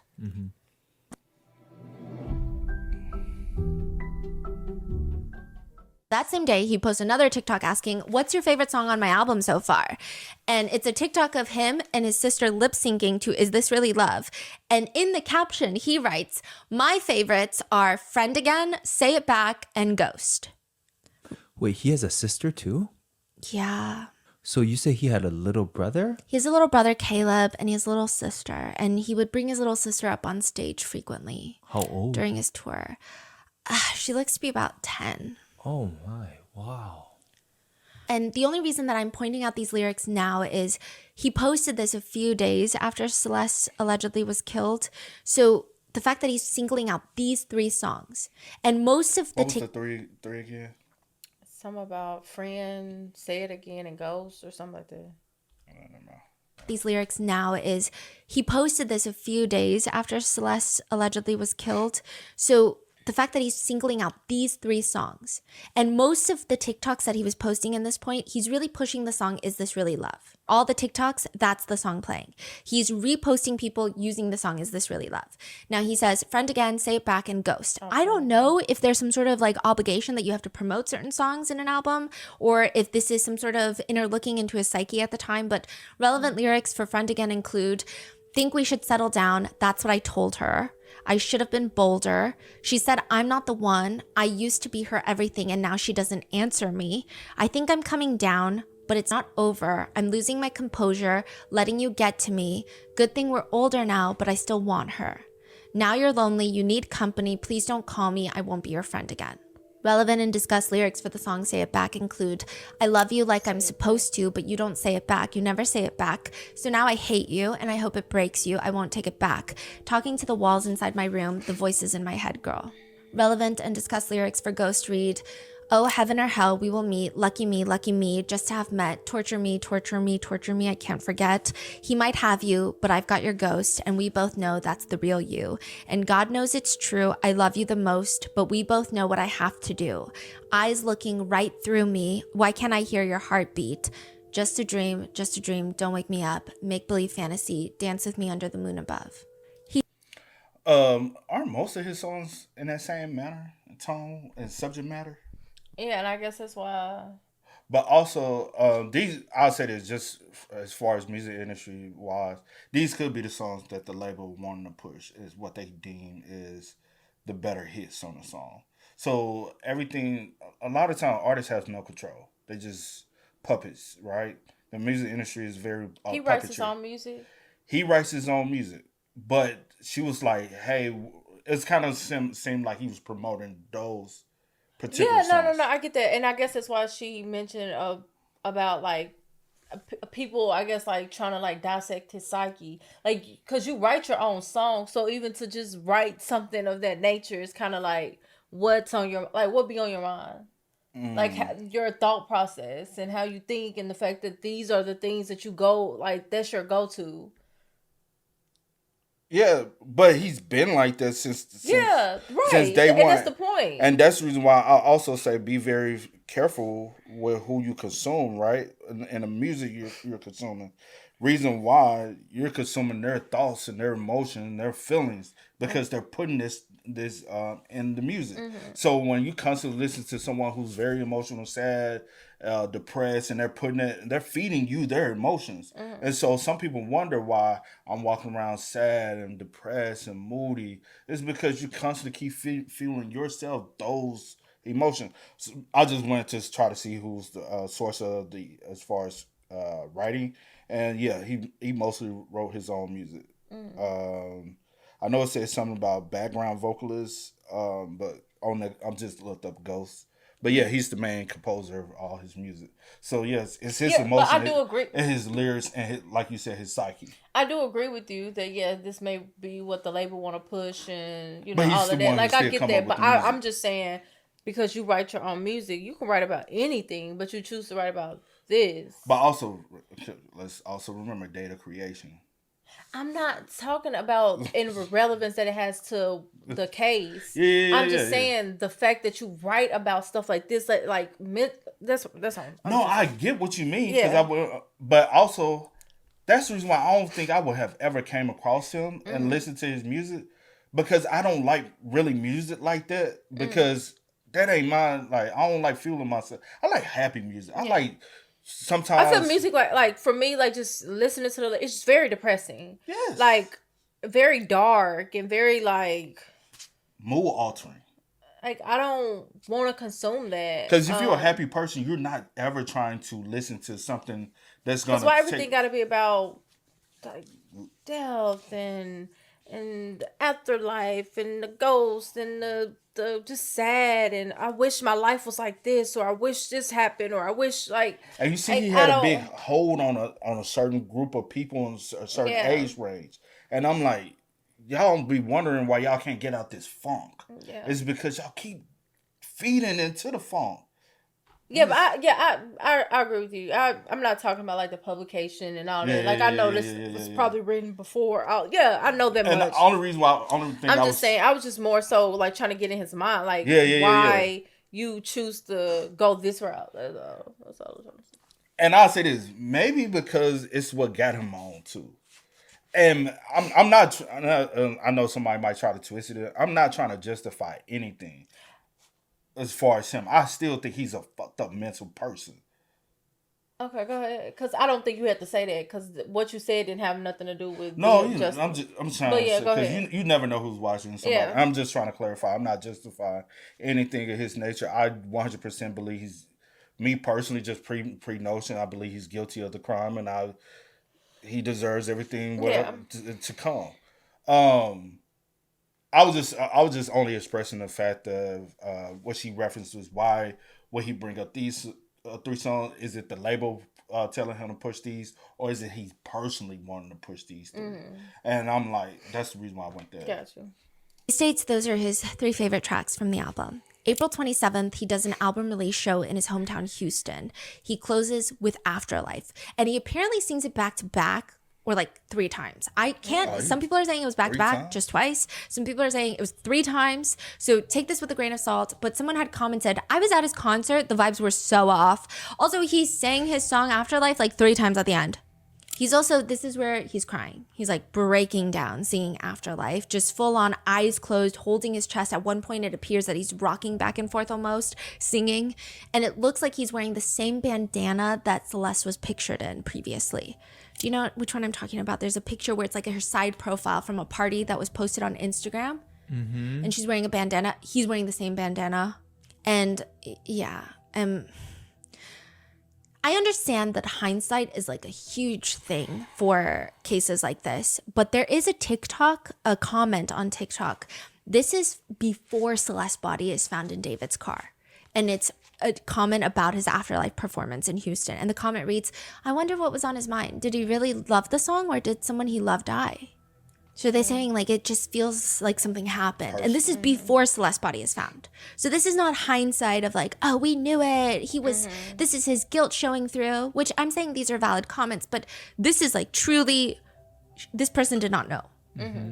Another comment reads, I think it's creepy to see him crying, performing like this, and he keeps looking into the crowd. So originally, before Celeste's body was found, a lot of people were using his Houston show as, oh, this is David's I made it moment. So you know how people like to make edits of pop stars and singers being like, when's their I made it moment? Because he's looking out into the crowd, he's crying, he's emotional. This is his studio album being released.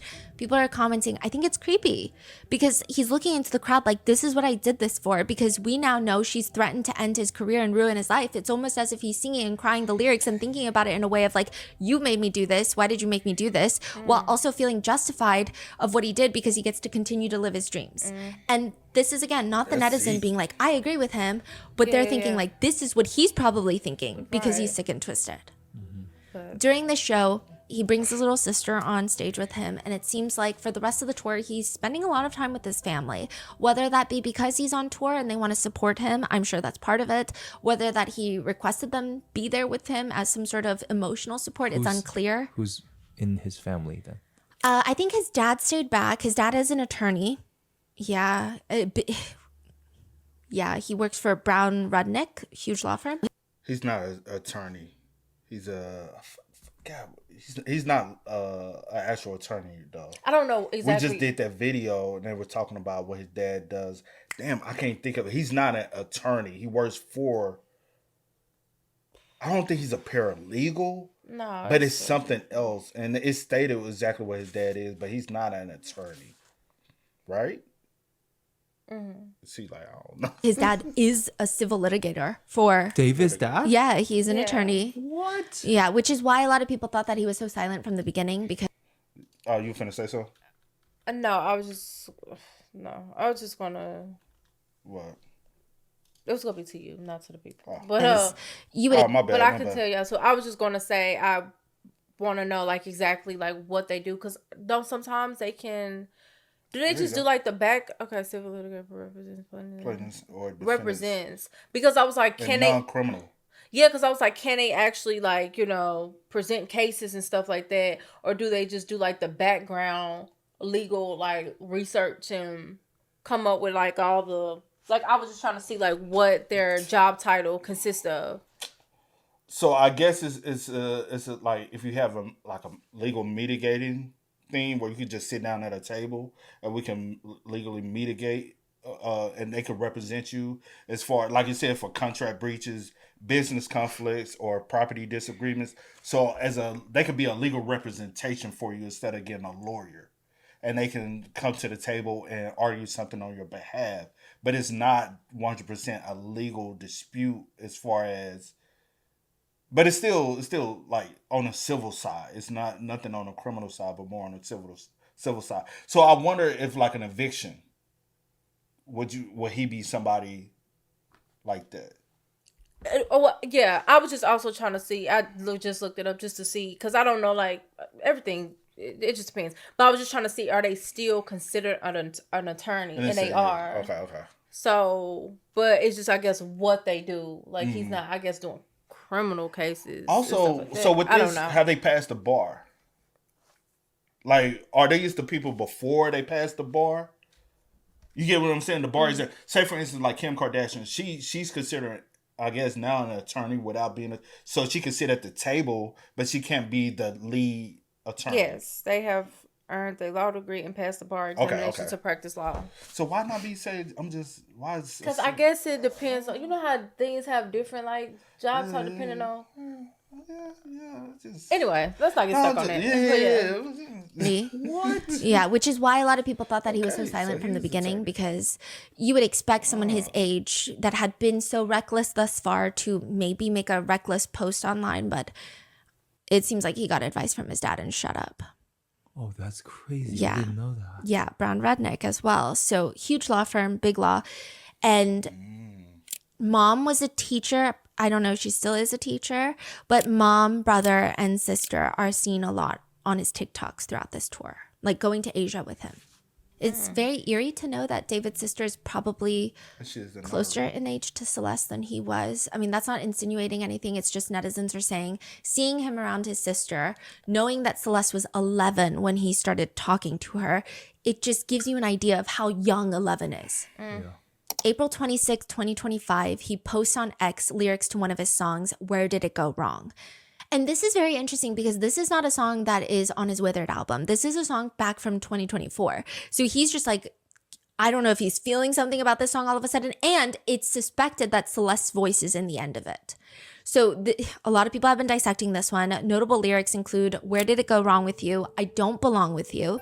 It's a tragedy. I really thought you were meant for me. I guess you're not, and I can't believe you. I really want to leave you. How could you lie to me? Every kiss put a cavity between my lips. I really can't believe you. I don't want to see you. I've got to make up my mind, but I'm wasting time. I might die. I don't want to die. You give me bad luck. I can't take it no more. Baby, don't trip on me. Baby, why can't you see? And I don't mean to sound conceited, but I'm the reason you're still breathing. I wish I never met you. I even second guessed you, but I was in too deep. I can't leave. I couldn't let you walk away from everything. I thought you were everything. You told me I was special, girl, but that does not mean anything to me. It don't mean anything to me. And at the end, you hear what sounds like Celeste's voice saying, you were special, David. You're special, David. When I say it sounds like, it's not like a murmured, a girl's voice, but it kind of sounds like a hum. It's straight up a girl saying, you're special, David. It just, we don't know if it's Celeste, though it does sound like her. This song is back from 2024. So like I said, this is not part of his new album. But the caption just reads, 3 different flows in 60 seconds, man, I love music. Yeah. The next day, he's back to posting about the Withered album. By April 29th, he's in Brooklyn performing again, bringing his family on stage. April 30th, he's just spamming on Twitter. Petals to Thorns, Decay, Happy Indie, Alternative Rock, Summer, Empty the Clip, and I'm in Love. 11 p.m. 11 p.m. is a song. Now I know who the OGs are. So he's not even home after this happened. He's like doing a whole tour everywhere. Yeah, he's like back and forth. Meanwhile, we don't know what's No, because especially this time, we know that the prosecutors believe that on or about May 5th is when he dismembered Celeste. So between April 23rd and May 5th, the 12 days, we don't know where she was. And he's just recording music. He's not even seemingly busy because he's like, oh, I'm going to re-record one of my old songs that never released called 11 p.m. Only the OGs know it. And then he drops a re-recording of him. And then he's like, oh, wait, actually, you guys told me the vocals aren't so high. So I'm going to do it a little bit deeper. And then he re-records it and posts it on Twitter. He like keeps posting these on Twitter. In the 12 days? Yeah. In between the 12 days. Now, the very next important day is the first week of May. It's a huge pivotal point for the prosecution. They state in their brief that May 1st, 2025, he gets a few Amazon deliveries: body bag, laundry bags, inflatable pool, and 2 chainsaws. They're all delivered under the name Victoria Mendez. Now, there's a whole debate about whether or not David is dumb enough to believe that the fake name would throw investigators off. I actually think he's dumber than that. I tend not to believe that he was doing this for investigators. I tend to believe that he was so audacious that he didn't think that he was going to get caught at all. Yes. Because Yes. if I'm not mistaken, I don't know many people, especially maybe public figures, who order anything under their names. So I think that his Amazon account has always been Victoria Mendez. So I don't even think this was like him trying to be like, oh, I'm trying to be smart and no one's going to catch me. I don't even think that that came across his mind. Like, I think that he genuinely thought no one would even look into Celeste being gone. So he orders these items with the name Victoria Mendez. I think that a huge part of him felt that because Celeste had been missing for a minute and had gone missing previously before, and it didn't seem like there was a huge police effort to find her, that she's just a missing child and he is the David going on tour. I think that might have been more close to his state of mind, in my opinion. So for most of the first week of May, he's relatively quiet on social media. Prosecutors believe that May 5th, 2025, 12 days later, he allegedly dismembers her body. The belief is that he set up the inflatable pool in the garage of this Hollywood Hills home. There is a drainage point in the center of the garage floor where he could have gotten rid of any fluid. Now, there's also debate on whether or not this inflatable pool had been inflated or not. So because the fact that we believe, or we're led to believe through this brief, that he used the chainsaws, some people have been arguing about whether there would be splatter on the walls of the garage. And if that were the case, which we've seen pictures of this garage being released. Oh, they're going to drainage. But it's also concrete. But also, and it's hella shit in his garage, right? So there would have been splattered all over the place.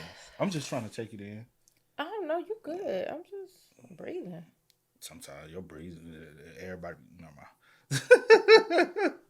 mind. Cause that's the mindset I always had, right? Of the concept. If he used these chainsaws, and he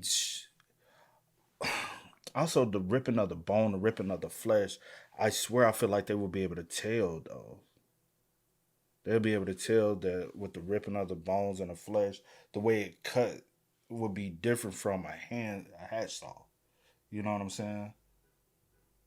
Yeah. Because it was spiral way faster. But there's evidence of the chainsaw, and one is missing. Did you know that? One is missing, or one was not. He ordered 2. I know he ordered 2. One is missing, one is still there. Okay. They don't know where the other chainsaw is, supposedly. I never seen this out there. This is. Do we really believe he possibly did it in the garage? Good question. But I think that's what prosecutors are saying. They believe he dismembered her in the garage. Yeah, yeah. You looking at this, do you think he would have dismembered her in the garage? Do you think, he ain't smart, but because it's not a smart move, not in this garage, but do you think... if that's what they're going with, then that's what they're going with. I feel you. I don't... I know. You know what I'm saying? I know it's really I would say that I would think that maybe a speck of something, even if you try to clean up, you're not cleaning up every single little this. ounce of, So I do wonder if they found anything. Also with it being like, because a lot of times you can like. But also with the assets and money he has, I feel like he would have had in the time span. My bad, you finished. The time span was to hire someone to clean multiple times. I just don't think that he would have done it. You don't think he tries to act like he's the smartest person. I just think that's risky. But also, I don't think that... I think you give him too much credit. Who? Whoever that thinks he's smart gives him too much credit. No, I ain't never thought the little because motherfucker the was entire like. I think he thinks he's the smartest person. Okay, well he gives himself too much credit. I don't know. But I guess you're supposed to think you're smart or whatever. I don't know.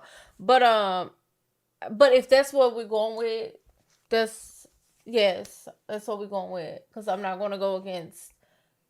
I feel you. And I'm saying it for a reason. Yeah, I not know you. I not know you for you to go that route. I was just thinking, this garage doesn't. If he did it here, he a dumbass. And I'll say this, even though the prosecutor has gave us a lot, I don't think they have shown their whole hand. No, absolutely not. I think they have some information. And even the guy, Steve Fisher, shout out to him. He was able to give us a lot of awareness.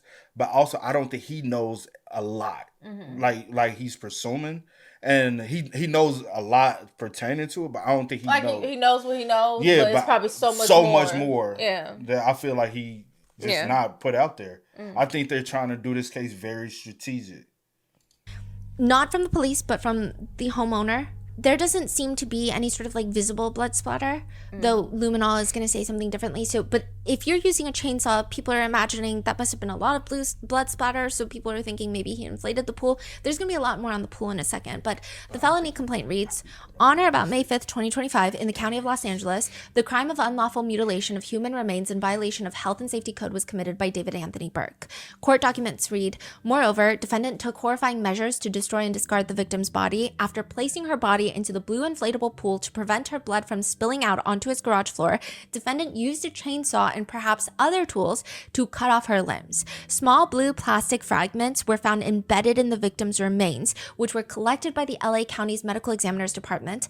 The fragments were analyzed by the LAPD's Forensic Science Division Trace Analysis Unit. An expert was able to make a physical match from the blue fragments found inside of Celeste to the blue inflatable pool purchased by the defendant in May of 2025.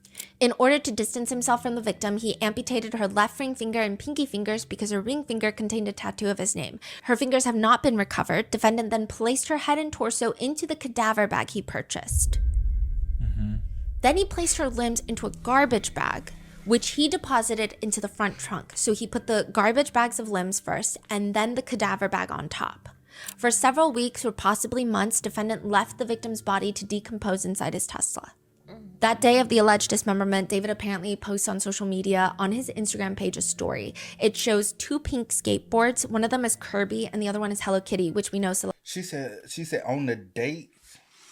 Take it back just a little bit. Oh. That day of the alleged dismemberment, David apparently posts on social media on his Instagram page a story. May 5th. So on the May 5th, the dismemberment. Dismemberment, May 5th. He posted these two snowboards, these skateboards. My bad, skateboards, and the Hello Kitty, because that was her theme is the Hello. He is so. Should I get? Okay. Man, send his ass in gym pop and quit and let they have a way at his ass. Damn. Shows two pink skateboards. One of them is Kirby and the other one is Hello Kitty, which we know Celeste loved Hello Kitty. And he captions it, "Oh my God, chat, should I get?" Then a few days later, on May 8th, 2025, defendant returned to the same area in Santa Barbara County, leaving his home at around 11:30 p.m. He returned to the same area again on May 31st, 2025.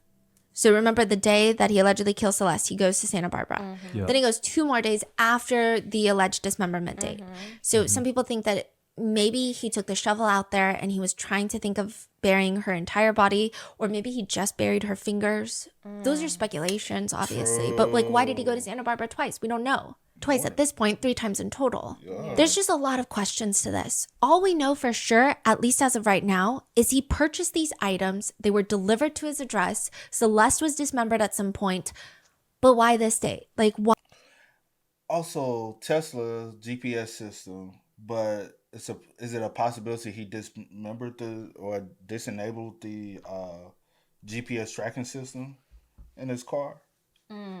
And also with the camera footage, because we know about the camera footage thing through the Julio Fulio case, how crisp clean those images are on a Tesla car. I didn't know they were that clear. I said, God, those motherfuckers in 4K. Hell, not 8K. Bruh, have you ever seen the footage? Crisp clean quality. I said, I ain't never seen a car camera. Bruh, I never expected to see it that crisp. Better than our quality on this camera we got. It got me jealous. See, I need one of them Tesla cameras, bro. It's this clean. Look and see.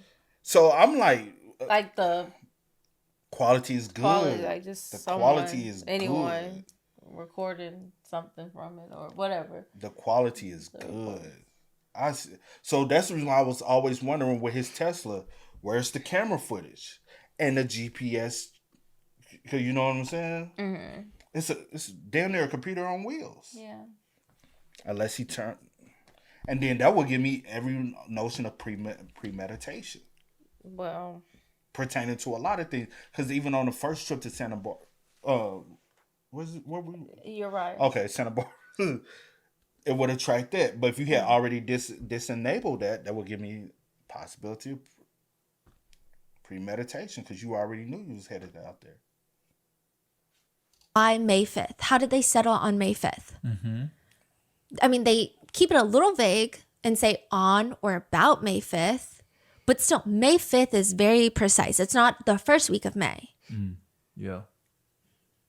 You know, but also, where was her body for the 12 alleged days between him allegedly killing her and then allegedly dismembering her? More on this later because it's a huge point of contention. Some people are saying she was put in a freezer, like it's a whole thing. But a few days afterwards, May 13th, he's in Asia for his world tour. Starting in Malaysia, he brings his sister up on stage where he's singing Here With Me, one of his most notable songs. He continues to post videos of him and his sister and even his mom posting TikToks with the song Afterlife. May 17th, he posts a TikTok in cosplay and he's dancing along to his own song. And he's holding this pickaxe and a katana. And he starts stabbing, like air stabbing, while screaming out loud and staring into the camera. Which would just be like a little over a week after prosecutors believe Celeste was dismembered. And to even be able to go on camera as a joke after allegedly dismembering someone and to make stabbing motions, netizens think to some degree it seems like he gets off on knowing that he's going to get away with it. Some people think that he's trying too hard to almost hide in plain sight. Because maybe it's reverse psychology. Like you wouldn't think that a killer would do this. So maybe he's trying to get away with it by doing the things that we don't think a killer would do. Some people think that he is a Ted Bundy in the making. I mean, I think netizens' reactions are just all over the place with this part. But he doesn't seem particularly anxious. Yeah. And some people are saying, like, would he not want to project a soft image? Like, why wouldn't that be the plan? Like, he seems like why wouldn't he go this far? Yeah.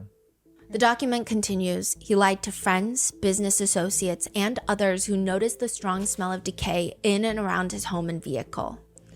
July 7th, so this is after the 4th of July party live stream. He orders a burn cage on Amazon to his house, again under a fake name, and the plan was... What's a burn cage? A burn cage, okay, so it doesn't appear to have been used, by the way, but it's a stainless steel container that has these little pockets to let in air, and you put a bunch of things that you want to incinerate in there, and then you light it on fire. Okay. Yeah. So just for you to get rid of something? Yeah. It's a what do burn people cage. usually get rid of? I couldn't tell you. Okay. I would imagine probably mulch, like... Okay. Maybe not mulch, but yeah. Is it huge or? I would say it's big enough to fit things of substantial size in there. It's not going to be like a commercial burn cage. You can get them in different sizes, but this one I would say is maybe like from the pictures that the PI released later on, because the PI was hired by the homeowner. We're going to get there in a second, but maybe like a carry-on suitcase size, but wider, obviously, maybe thicker. Okay. More uniform. 2 days before ordering that, he's on TikTok with a blue bob wig that a lot of people, when this case first broke out, speculated of being Celeste's wig because she appears to have worn something similar before. Then another important date is July 29th. Prosecutors allege that he, David, was the last person to drive his Tesla July 29th. So nobody drives the Tesla from July 29th to like September. And they write, quote, before leaving on his concert tour at the end of July, he parked his Tesla on the street around the corner from his home. And he's on tour. He's doing interviews. He's dropping the deluxe. So he's preparing for the deluxe album of Withered. He posts 2 more songs, bonus tracks for Withered. He's performing on stage. He does an interview with Complex where he mentions that his phone got stolen. And he says, quote, yeah, I checked my location on my phone this morning and it's in China getting dismembered. Tragic. Yeah, I checked my location on my other phone this morning. It's in China right now getting dismembered. So tragic. So this is again after the bro, weird. Why would you use that verb? Like that is weird. Remember she said that. She said he started using the term dismembered a lot. That's strange. All words you can use. All words. Yeah. Okay. Date of the alleged dismemberment. July and August, he's heavily promoting all of his new songs. And from July to September, he's doing a lot of odd things on social media. And even from September up until his eventual arrest in April, there are things that people have been piecing together, thinking that he had this reviewing movie account on Letterboxd and was reviewing very specific types of movies. There have been people coming out to say, hey, look, I DM'd David and he responded back after Celeste's body was found when he was basically in hiding. These are our DMs. And there's lots of theories about what exactly he did with, what was his plan? I mean, I think that's like a huge thing that people have been discussing because it just doesn't make sense. He was just going to leave Celeste in his Tesla for how long? Until forever? And just leave it parked on the street and do nothing? Like, people just don't understand what's happening. And I've tried to compile and break down the netizen theories into very clear to understand theories that people have formulated. In the 4th of July live stream that the Twitch streamer Sakura was filming, there's a moment. So the whole live stream, I'm just going to give you some context. This is the part of the live stream that people have been piecing together and clipping and posting. It's gone viral because a lot of people think that there's clues in there, foreshadowing. There's just a lot. But she is primarily getting ready in one of David's bathrooms. I don't think that this is his primary bathroom. There were a lot of people believing it was because I watched like all 2 hours of it and it seems like a secondary bathroom because at one point Sakura is looking for Q-tips and Asia, who's David's friend, who's also getting ready with her for this 4th of July party, is like, oh, I think there's Q-tips in David's bathroom. Is there Q-tips in here? Q-tips? I think there's Q-tips in David's bathroom. So this seems like maybe a guest bath. They're getting ready most of the time, and it's primarily just Sakura and Asia. Neo and David. How many bathrooms? I mean, I wonder how many bedrooms and bathrooms he have in here. The July 4th, what July 4th party were they headed to? Because I do remember him. I don't want to put that out. Never mind. Are kind of in and out of the bathroom. And then once they're done getting ready, they get changed and Sakura orders food to the house, which she proceeds to eat in the bathroom. Now, a lot of people have like picked up on that and they're making comments about that. I think it's just like a thing that streamers do because they don't want to set up too many frames. A lot of the video, they're also very stressed about doxing, of showing too much of the house where people find out exactly where the house is in the hills. So maybe it's just convenient. But she has her camera set up near the bathtub. She's sitting on the ground. Neo comes in and is sitting next to her. She eats. David apologizes for the smell. And she's like, don't worry about it. I also took a shit. Oh, yeah, I apologize in advance for the way my bathroom smelled. I took a shit there like 2 hours ago. I don't care. I just took a shit there. Another one? Type shit. That's what I'm talking about. Yeah. I had to go. And then eventually she leaves her phone and she just leaves. So she's like, oh, I gotta go do something. She leaves the live stream. There's people still watching. David and Neo are now standing there. And netizens say David starts looking a little concerned. And he's like, where did they go? Where did they go? And Neo responds, oh, they went to the bathroom. And David looks behind him where there's a water closet in the bathroom, like a toilet in there. And he's like, there's a toilet right there. Entertainment shop. Shit, I got y'all. What's good, y'all? They were in the bathroom. There's a toilet right there. Yeah, but like, Mom, no, we're not. And then David kind of blinks and he walks out and you can hear him instructing them which bathroom to use. All of us in here just hearing. Missing stream. Go to the one. He's trying to control them of where they go. Because he don't want them the roaming house. all everywhere and Yes. going where he, yeah. He's trying to control because he's always thought he was Which the I one get in that control. it's your crib or Yeah, whatever, yeah. but also Yep. it's kind of like, are you normally this anal about where Who people go- and how where they moving in the house Yeah. and stuff like that? So Interscope. Oh, okay. Now, I don't necessarily think that there is a body in the house at that point because that would be incredibly ballsy. But maybe there's places where there could be evidence of something, is what But- most netizens believe. The prosecutor said the body has been in the car. Yes. So it doesn't seem like the body is in the house, which Right. some people were speculating, like, oh, what if he was keeping her body in one of the rooms? I think that would have been incredibly ballsy. I don't think risky. I Yeah. don't think that he would have done that. Now, he walks out, instructs them on the specific bathroom, and throughout the stream, you're going to hear them reference a woman named Celeste, who is also there during the live stream. Welcome, Celeste. Celeste is right here, but she doesn't want to be in stream because she's weird. Celeste, a lot of things you think. Did y'all? I wonder, did they not feel weird having multiple Celestes around? And y'all haven't seen the other Celeste, especially Neo. But also, when did these people come into David's life? yeah, I've always wondered that as well. Like And I'm talking about like Neo, Asia. Mm-hmm. Did they come into his life after the other Celeste passed? No, never mind. No. Because remember that one photo that's in black and white? They were the other Celeste was in it. Yeah. So never mind. You can say, don't say. And at first, people thought this was proof that a lot of live streamers knew about Celeste, right? Because they're like, oh, Celeste is here, but she doesn't want to be on camera. Neo keeps saying, like, Celeste is here, but she doesn't want to be on the stream. People thought it was the Celeste, but it's not, because at this point, she would be deceased. Now, Celeste Herrera is the one that they're talking about. And if you remember the original 2 videos that we made, there is an older Celeste, an of-age Celeste, that was commonly referred to as decoy Celeste. Netizens felt like David brought this of-age Celeste into his life so that when people ask about Celeste, he can say, oh, you guys are getting confused. I never dated this minor named Celeste. I was dating this girl named Celeste, and she's an adult. And some people say that she even looks similar to the real Celeste, though I don't know if that's true. People think that this was his way of causing confusion about who was really with him at these concerts and at these events. But there's this very interesting moment where David takes the live stream camera. He's holding it around like he's almost like a selfie video, right? But it's a live stream. And he turns to the side and shows Celeste, who has not wanted to be on camera this entire time. And everyone's been like, oh, Celeste, right? But it's a live stream.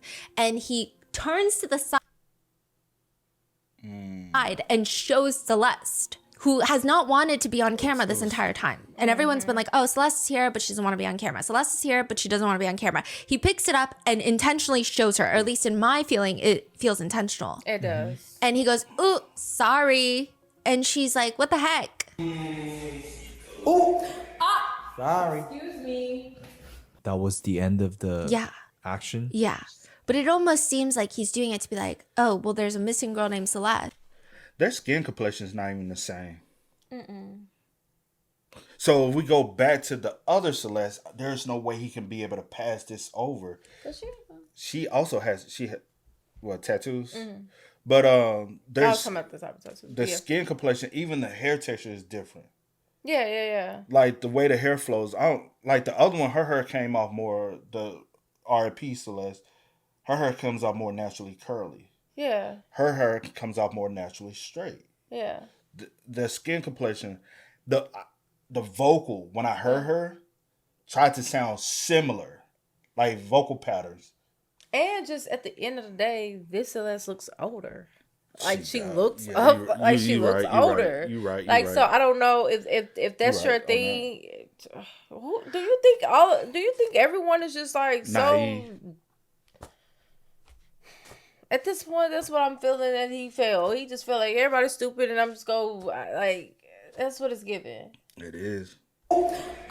Sorry. Excuse me. That was the end of the Yeah. action. Yeah.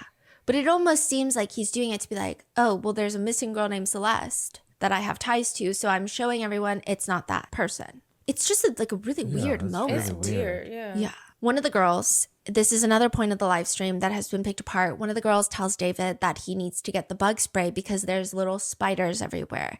To which he calmly responds, oh, for real?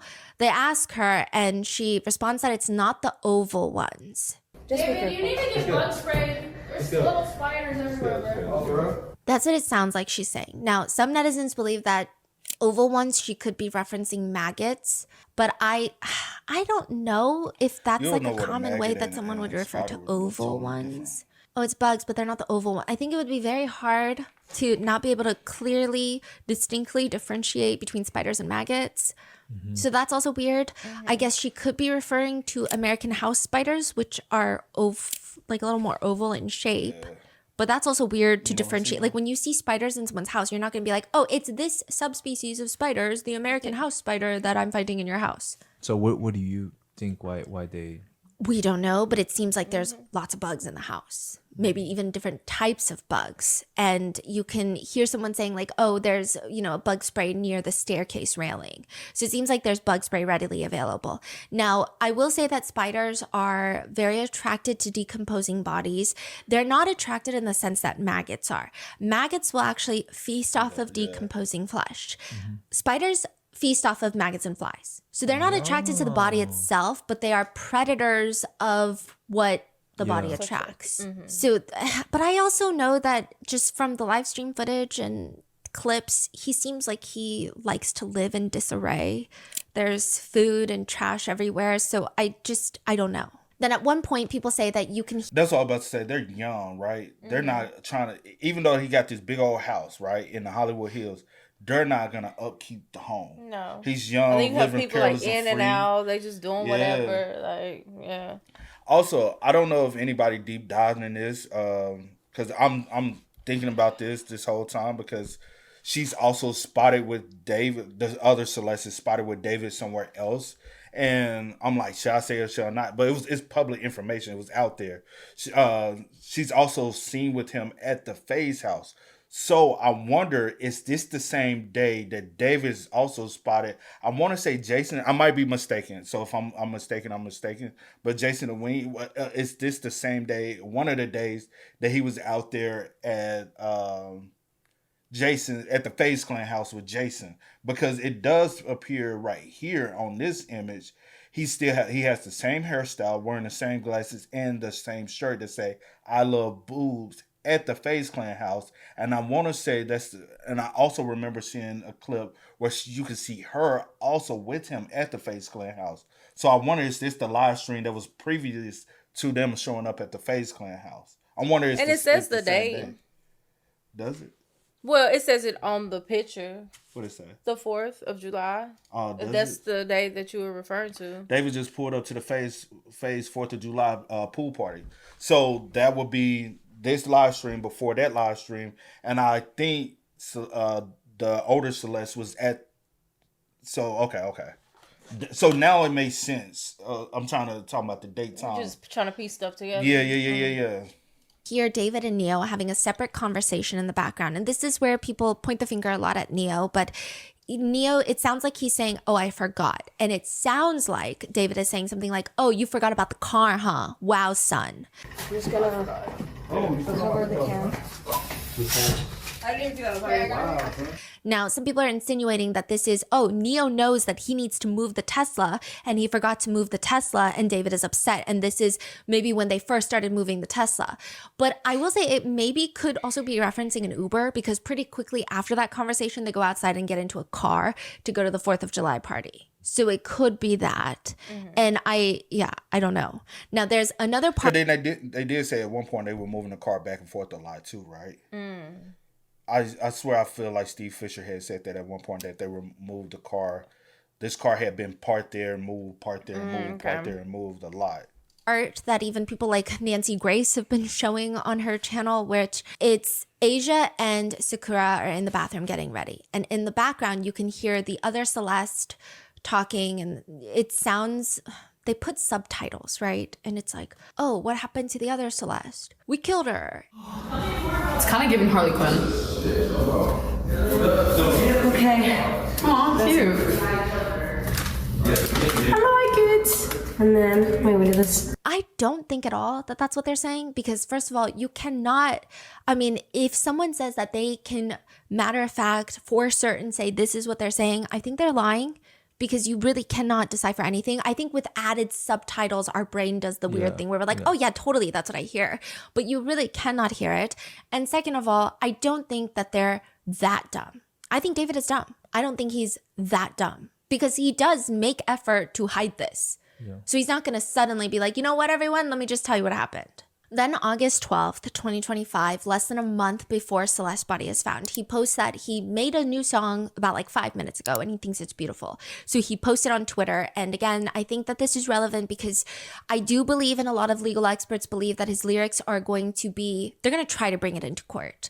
I don't know if they're going to get away with it in the state of California. I think that Lil Durk, there's something happening with another musician, Lil Durk, who Brian Steele is representing. If you guys remember him from Young Thug, Sean Combs, but this has been like a huge thing all across the states of trying to get lyrics in. But this is written after the alleged killing and dismemberment. So it's maybe holds even more importance. Yes. But the song is called Favorite. And it has since started making its rounds as people think that it sounds like Celeste's point of view in their relationship. The lyrics read, "Can you feel the weight on you? I'm running away from you. I'm hiding my face from you. I needed some space from you. I'm bleeding out and my blood stained your clothes. Would you let me die on you?" Again, this is a song that he allegedly wrote 4 months after allegedly killing Celeste. He could have lied about it. He could have written it 2 years ago, right? But this is what he claims. The rest of the lyrics read, "I can travel all night to you, no matter the distance. I'm still waiting for the day when I become your favorite, but I can see it on your face. You're in love with my replacement." Whoa. Then August 15th, 2025, he writes, 2 new songs, Home and Friends, are on my archive. Now, these are not bonus tracks to Withered. These are not on the deluxe album. Netizens think that this time frame of writing and releasing songs is, again, could be more heavily analyzed because this is maybe his psyche, maybe his creative expression after the killing.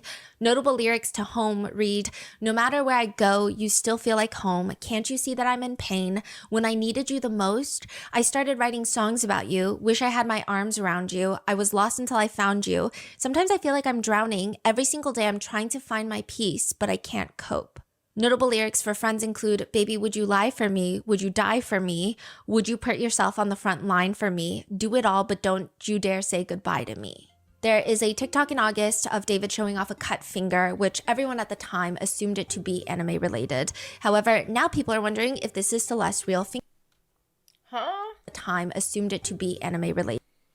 Is that the finger thing? You could JJK. Remember the JJK in Sukuna eat the finger? That's the finger representation, but he's so into anime, bro, and it's hard to.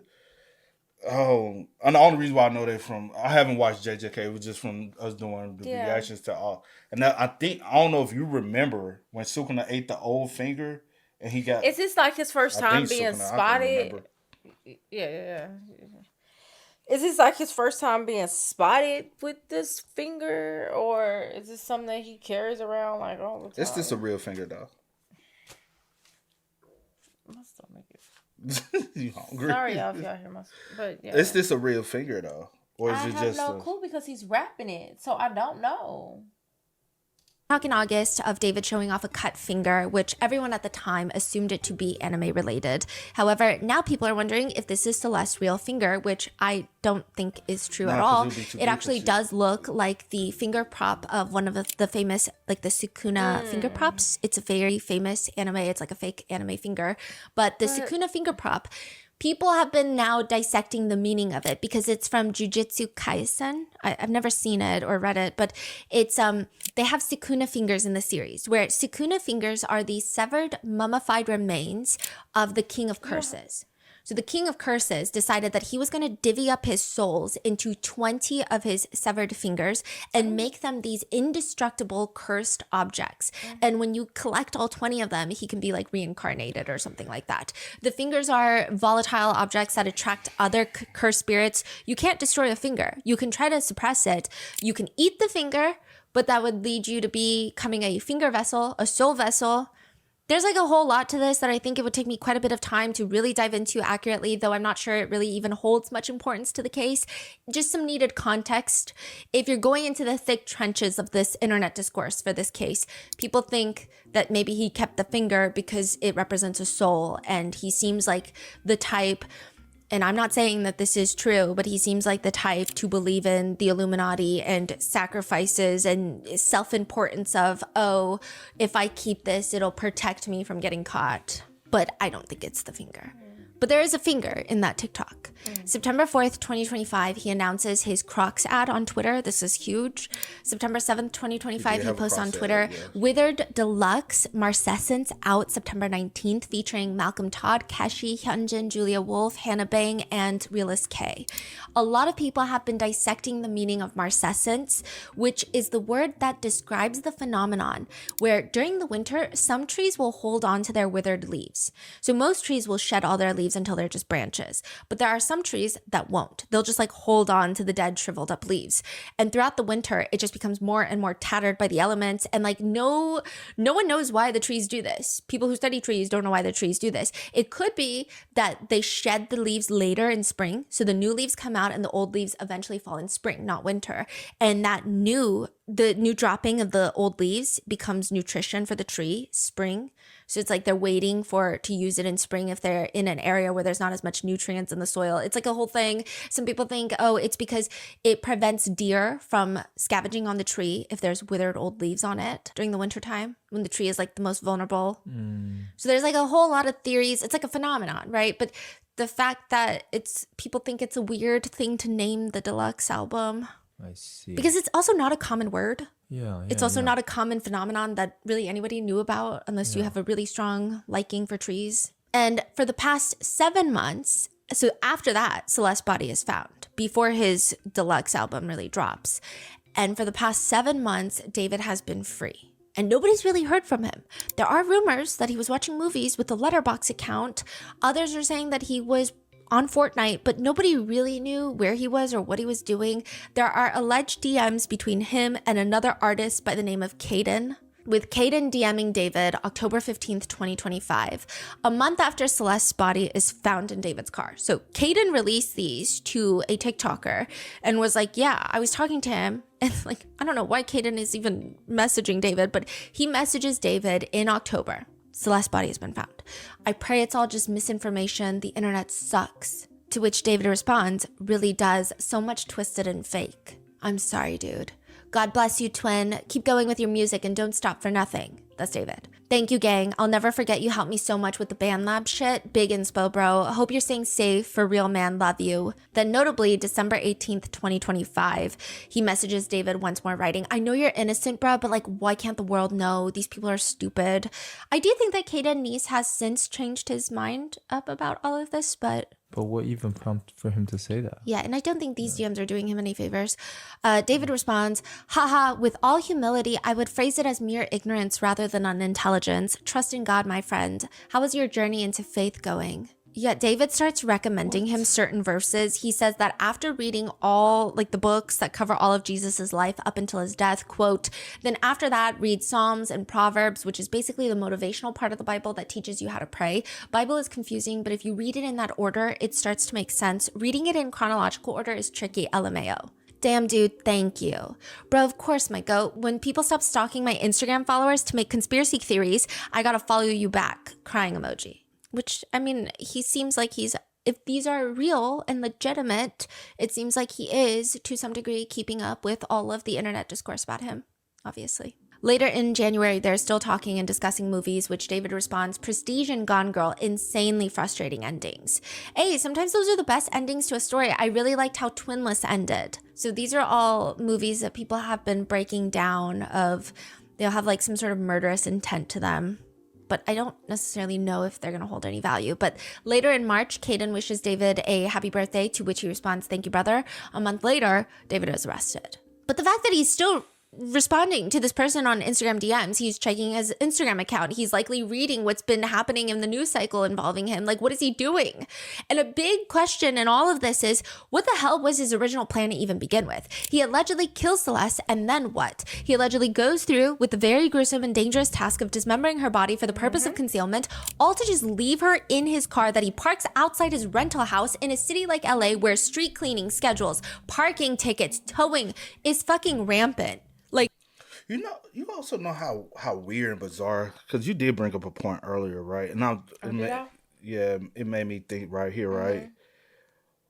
Why would you leave her clothes on when you dismembered the body? Typically, people would remove the clothing because that would get in the way of especially of a blade of a saw, because you have the fabric and material that can jam up the saw, right? Why? And I'm just thinking, I'm like, why do half of the shit he does thinking you're gonna get away with it? Yeah, it's a very messy, sloppy, done job. And I'm like, it's almost messy to the point where I don't think he did this by himself. What's up? No, I just know you've always honestly deep down, if I could go real deep down, I don't think he did. Could he have murdered her by himself? Yes. But everything else, I don't think he did it solely by himself. But yeah, I just pointed out just like how they found her. Because it did. Because I was just like, because I had just asked earlier, I was like, where's her shoes? Yeah, like, I'm just wondering, like, because I'm just trying to figure. That's what I said. You said the shoes. Like, why was her shoes? But because I'm thinking, why was her clothes still on? Because it's because it said found her with a top, underwear, leggings, and socks on. So I was but no shoes. And that makes me go to his whole obsession with the Japanese culture, because I do know, like, as far as the home environment, I wanted to see make everybody, when they come into his home, remove the shoes. And I know you had said, so could that possibly represent the fact that she actually did make it inside the home? Well, I already assumed that. Yeah. Oh, yeah. That inside, but how far inside? Because we know she arrived at 10:10 and he started texting, where are you, at 10:30, which we already know you done with you know what I'm saying? So within a 20-minute span. Somebody had, I think that was Jay Omo, had made the assumption that it's a possibility she never made it inside the home, and he could have been texting her, where are you at, because she actually never made it inside the home, and he was actually looking for her. But I'm like with the comment you said with the shoes, her shoes not being on could be, but also he could have got rid of the shoes. He could have, and that's part of getting rid of evidence of proving the fact that her being at his home of this night. It's trying to insinuate she never made it. Because it's a lot of things I'm looking. Yeah. Because he got rid of the passport, which was recovered. So where is her cell phone? Where is her shoes? Where is her jewelry? Where's a lot of things that she had possibly on her that night? Also, she came to your house at 8-some that night. She left her home. Did she also travel with a bag? You said at what time? It was 8-some at night. She left her home in late. He sent an Uber. He sent an Uber just for at 8:40. I said 8-something. I couldn't remember the exact time. Yeah, so around 8:40, 9 o'clock, I guess she entered, right? It'll be 8:40. And then she arrived at his place at 10:10. Yeah, I said she left her place. Oh. So if she left her place at 8:40 at night, 9 times out of 10, she never had intentions on going back home that night. Mm-hmm. So did she have pre-notion intention that she was gonna stay the night? Would she have also taken clothes with her? Did she have a suitcase with her? Did she have a backpack with her? Or did she already have clothes at his home? Because supposedly they broke up back in November of 2024. So my assumption would be she possibly took some clothing with her for the next day, or so you would have had to get rid of even more things of hers. So where is all her stuff, her belongings? Yeah. He allegedly goes through with the very gruesome and dangerous task of dismembering her body for the purpose of concealment, all to just leave her in his car that he parks outside his rental house in a city like LA where street cleaning schedules, parking tickets, towing is fucking rampant. Like, while he goes out on tour, it doesn't make any sense, which is not to say that he didn't do it, but rather if he did, what's the plan? What's the plan? Eventually, it would come back to him because Celeste remains, even if they weren't found, at some point, they would have looked into him, no? Yep. So the preliminary brief that the prosecutors dropped, they detail another thing that's happened. They believe that David met Celeste back in January 2022, which is when she would have been 11. He starts allegedly grooming her, violating her November of 2023. And I will say that a lot of people have been using the word relationship in reference to what was happening, even though charges have been filed. I think that's just a legal thing. I think because a lot of people are trying to stay as close to quoting the prosecutor's brief to legally protect themselves. But I do understand that relationship is not exactly the word that I would personally use.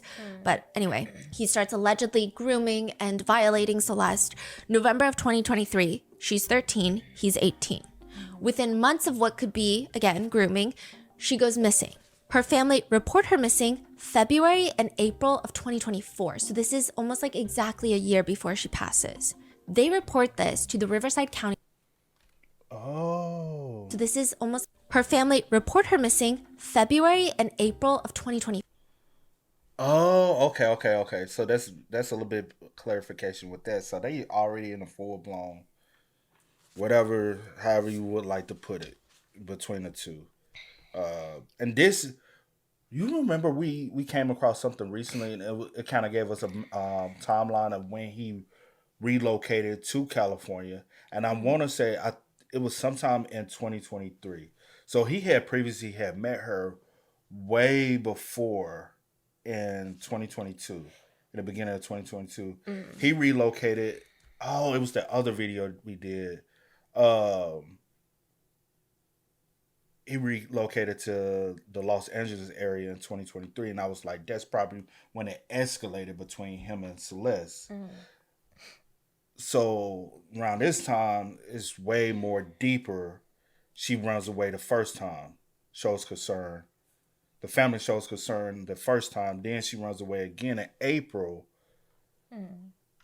When did she possibly go back home after the April? Because she did go back home eventually. So this is almost like exactly a year before she passes. They report this to the Riverside County Sheriff's Department, so not the LAPD, because that's where Celeste lives. And RCSD, they pull up Celeste's phone records and notice that she's been communicating with a very specific number. They call it's David. During this call, he's just informing the officers. I probably spoke to her last February 13th, 14th, like Valentine's Day. But he states that he was not aware that she's a minor, let alone the fact that she's been reported missing. So back in 2024, he's like, I didn't know she's a minor.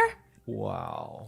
RCSD, but they could have checked that when the last time y'all had communication. They could have told from their end, they could tell that it wasn't those days, right? That she's still missing.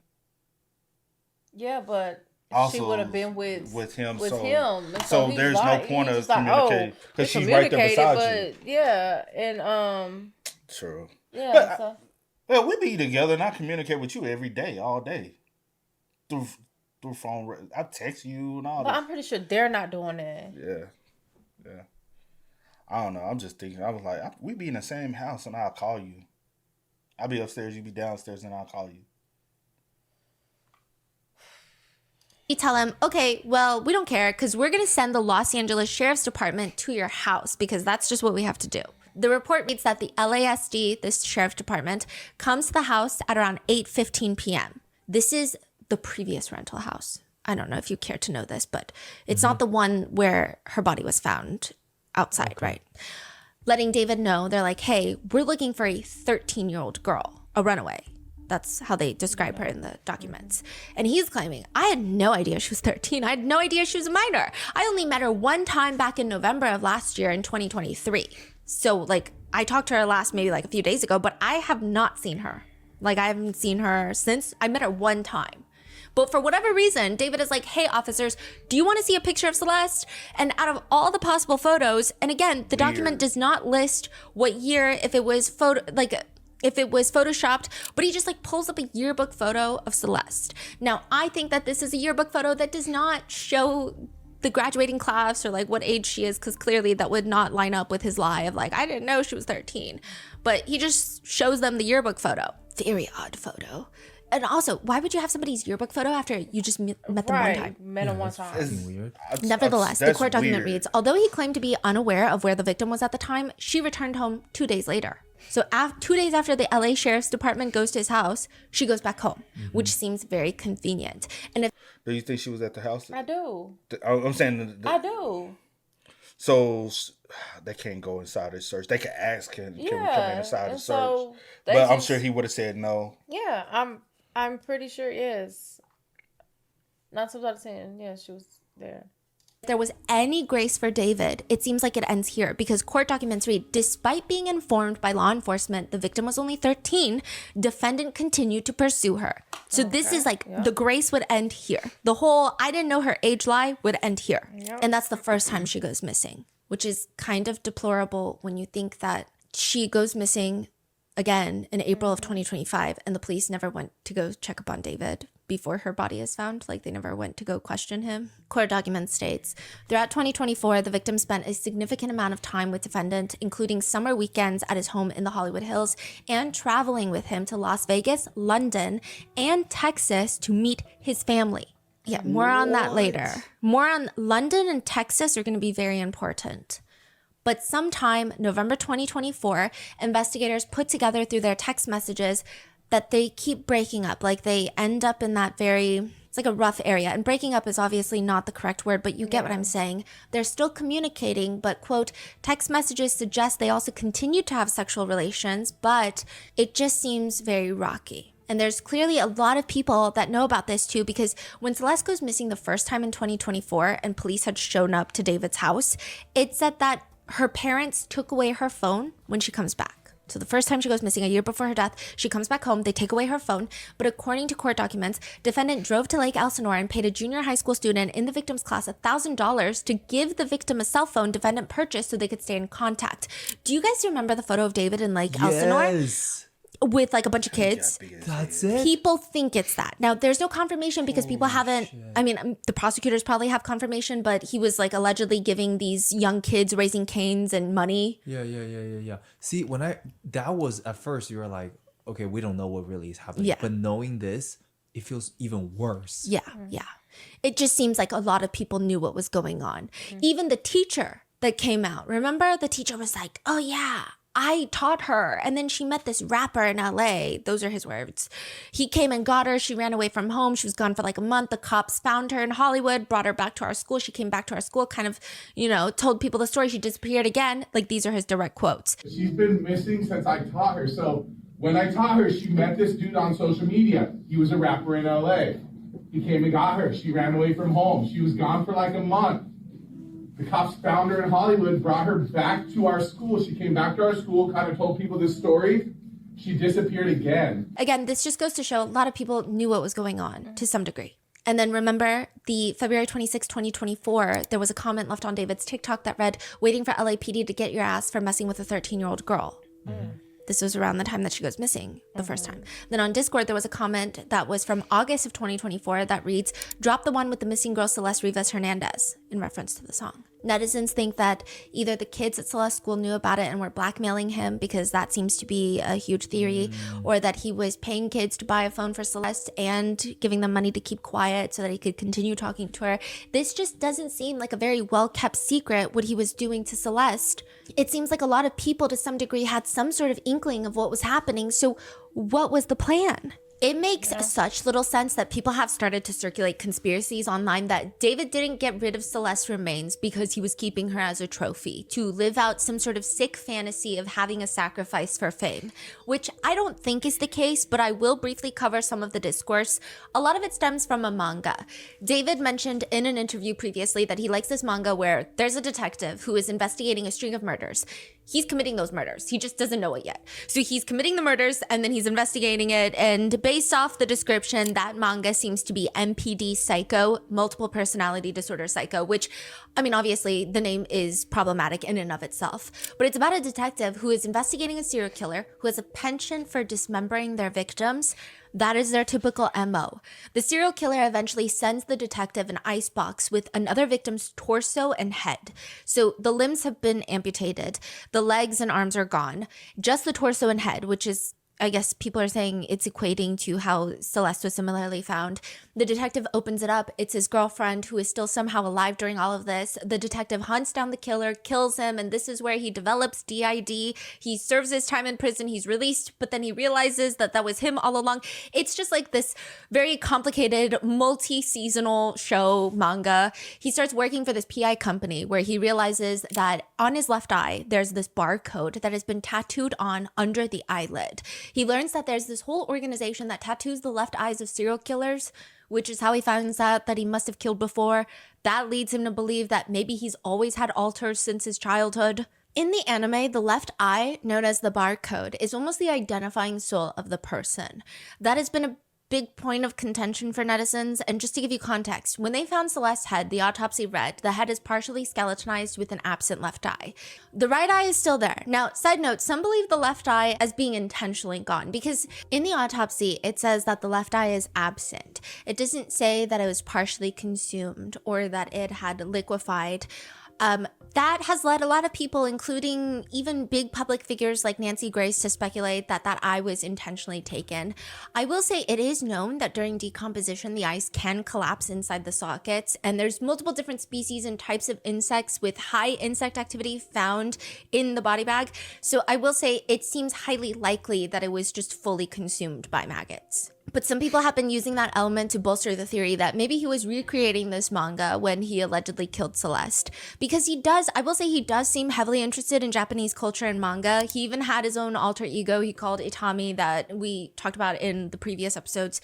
In an interview, he talks about how Itami is the Japanese word for pain. It's the villain of his album. He's the one making me withered and feel all these emotions like grief and confusion. He's the one that is weaving his way into my relationships and ruining them and inducing trauma and things like that. You see him in the music videos and stuff, so he's basically the agent of chaos in this scenario. So is Itami attached to this album? And that's Japanese for pain. Absolutely, yeah. Itami is the villain of this album.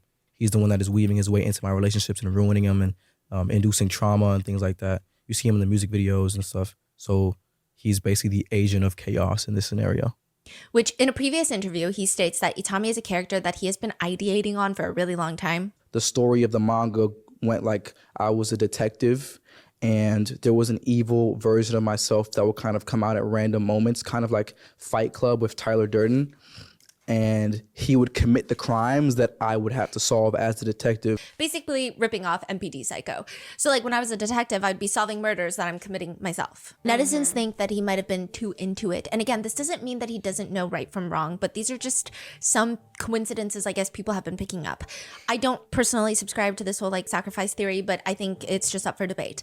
The last concert before her body is found, he's also seen wearing a 97 shirt on stage. 9/7 being September 7th, which is Celeste's birthday. Could be a coincidence, but netizens say that he likes the meaning of numbers. He uses the number 4 in his name, which means dead, but... Oh, is that why? I don't know. He kind of insinuated in previous interviews that he does it to be unique. Like he just thought it was cool. But some people are using it as like, see, he really cares about numbers. So he's wearing this 97 shirt. It must have meant something.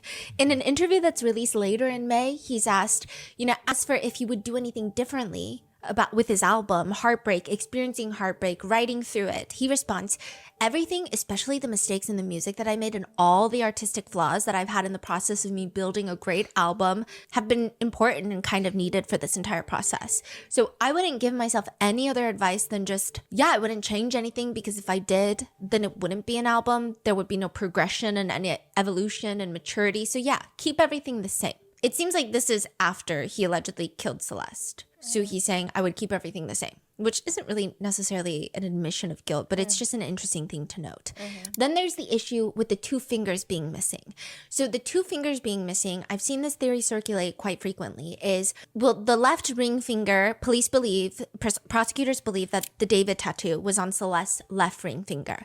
Now, I will say it would be very tricky for him to just cut the ring finger. So that's probably why the pinky is also missing. But people have kind of taken this and made it something bigger, something that it's the Japanese tradition of atonement and remorse for the pinky finger. It's dated back to the Yakuza days.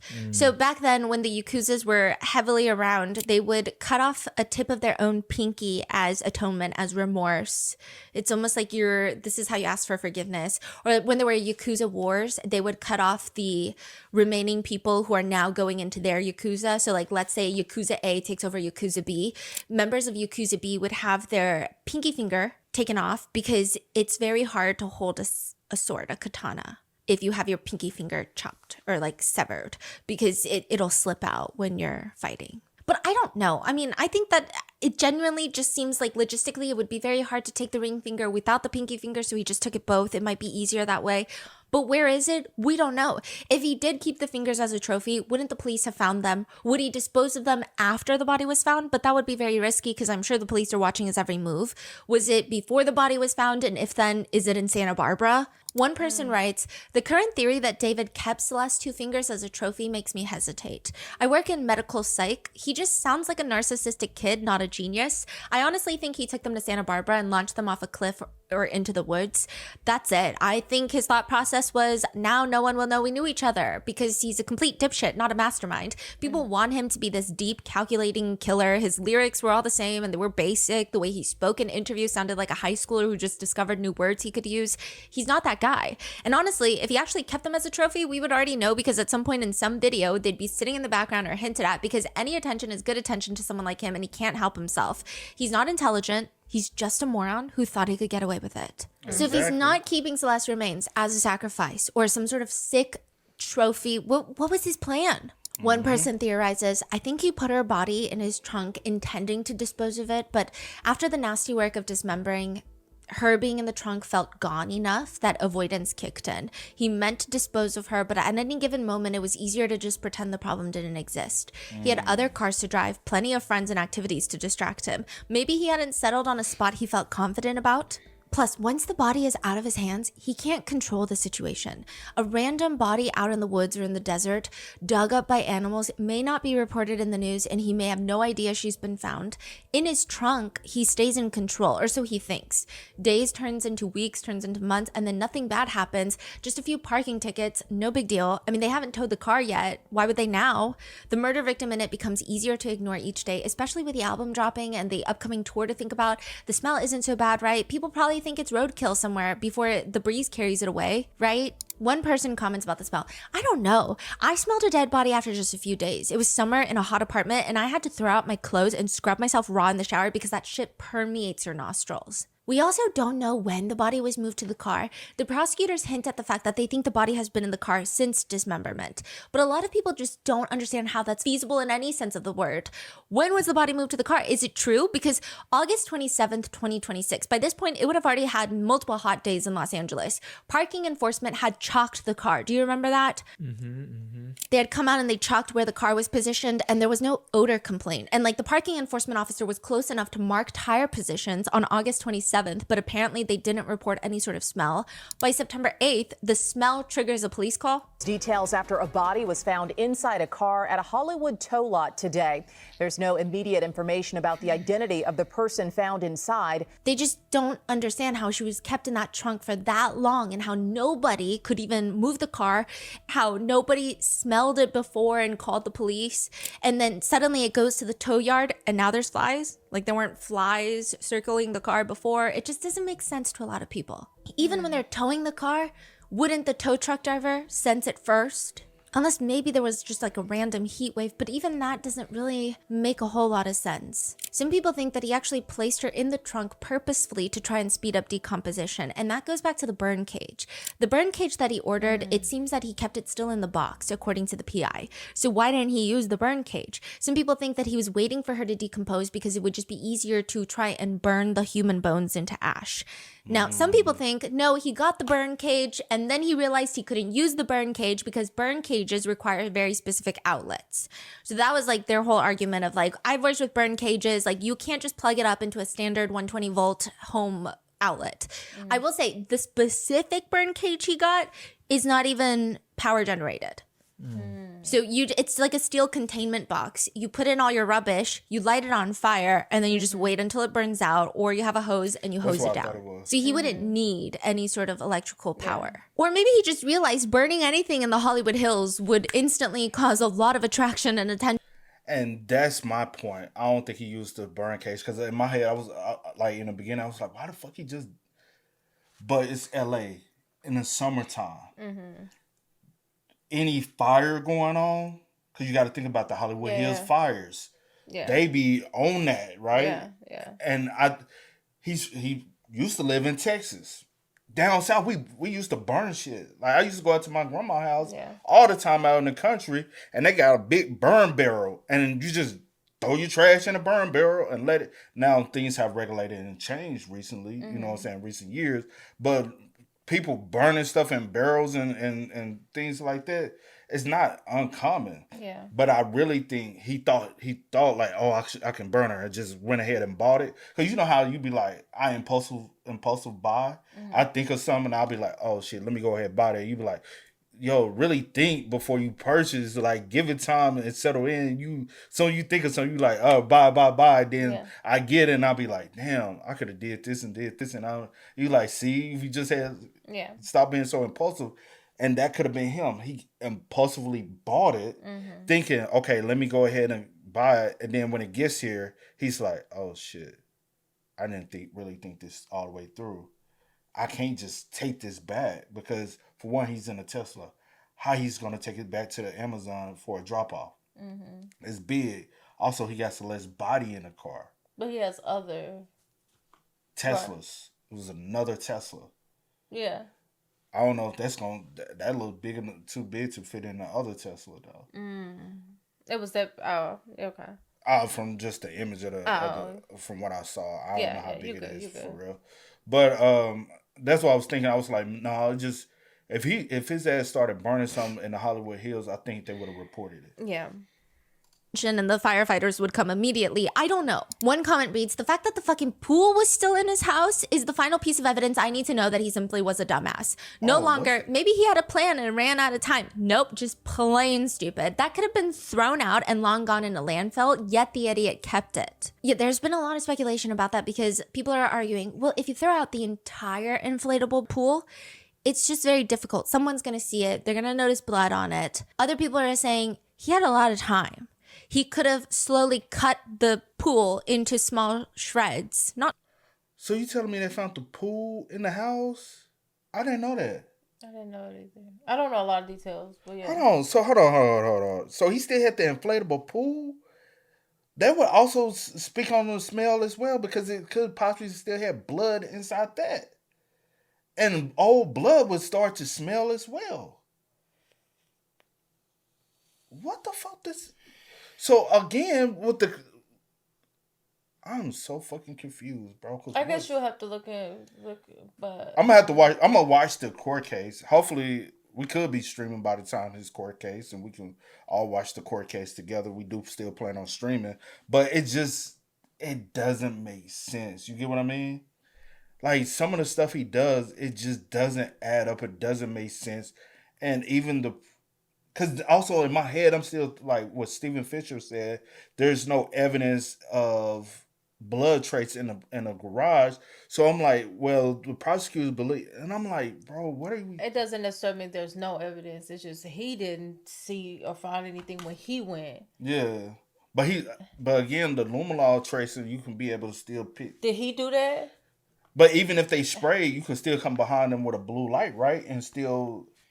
I just don't know, like, how high tech of a private PI he is. Like, I don't know. Like, I know you be like looking and watching all that stuff, and you relay things back to me. I'm just saying, you relay things back to me. Yeah. But yeah, I don't know what all he did when he went and did his, investigation or whatever the case may be, his PI work and stuff like that. But yeah, true. Shreds, but small pieces, and then slowly put those pieces in his trash, and then eventually they would have ended up in the landfill. Others are saying maybe that's not possible. Yeah, it sounds like he has a lot of time, but also he doesn't have a lot of time.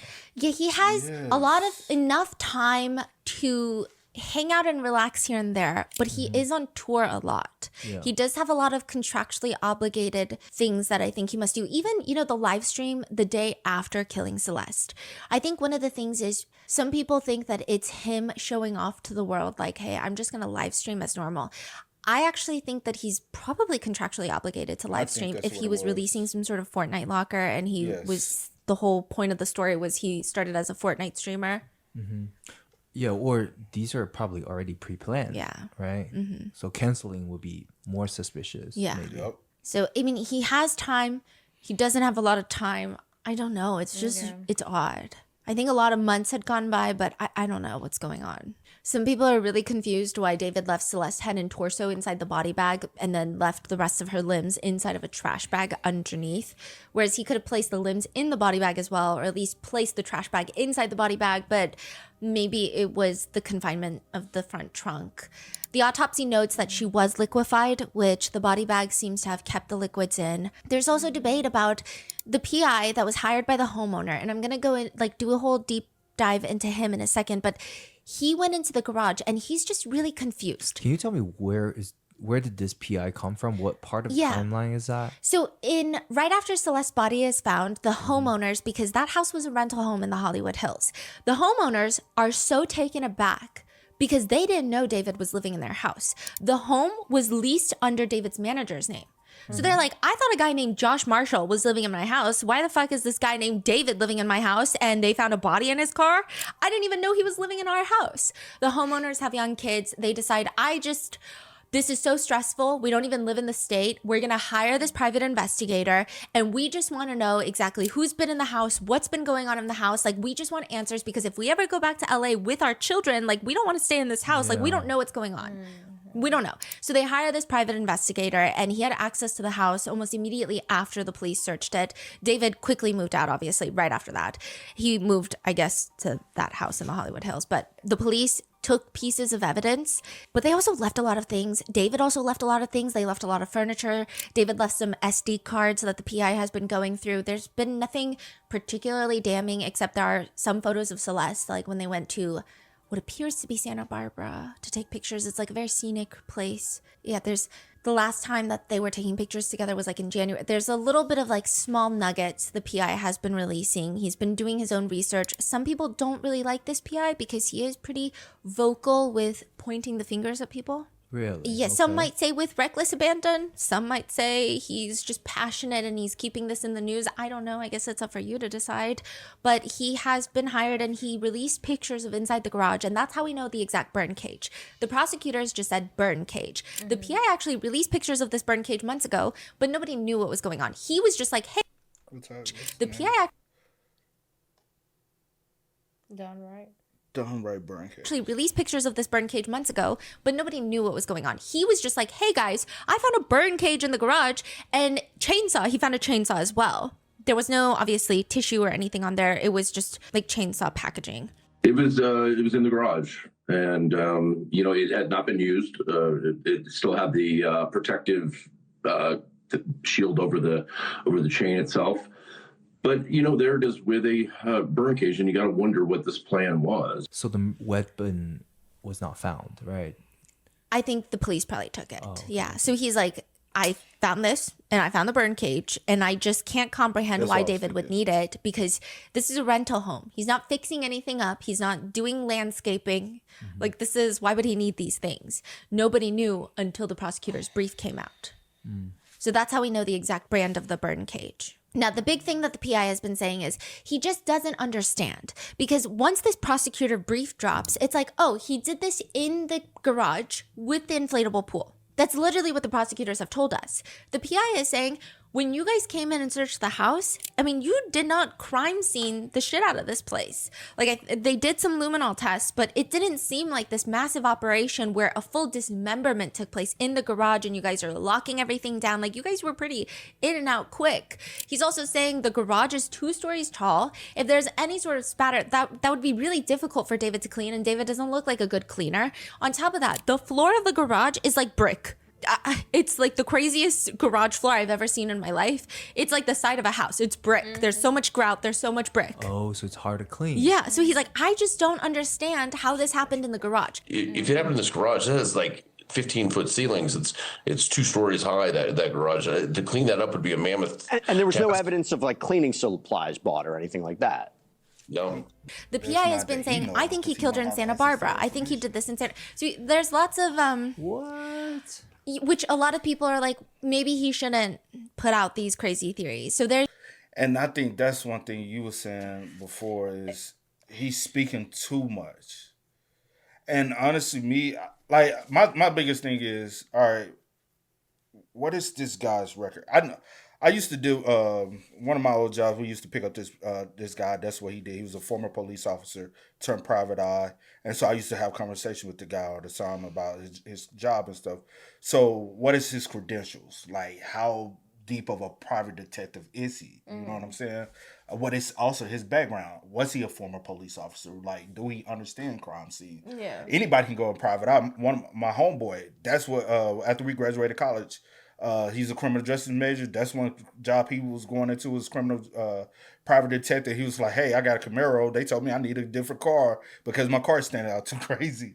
And so he was doing PI work. And I'm like, hey, best thing to do is get like a little small Corolla or something. You never know, a standoff car. Yeah. But he was like, I ain't got the funds for it, whatever. So what is his back and what is his experience in all this? You know what I'm saying? And also, how often are you doing this? Are you also wanting to stay in the public eye for your credentials to be able to more publicize yourself so you can get more gigs, or are all of these paid gigs, and the more you speak, the more money you're making? It could be a slew of things. Yeah. But sometimes also I look at the reason why the owner of the property would do I wonder how long it's going to be before the owner of the property possibly put the home up for sale. Because the whole world know now, if I look up this house, it can be traced back to a homicide. Would I want to stay at a home that's attached to a homicide? No. As a rental property? Hell fucking no. Because you really don't know nothing about what happened here. Also, homicide, also dismemberment. No, I'm not trying. And so it can financially hurt the homeowner.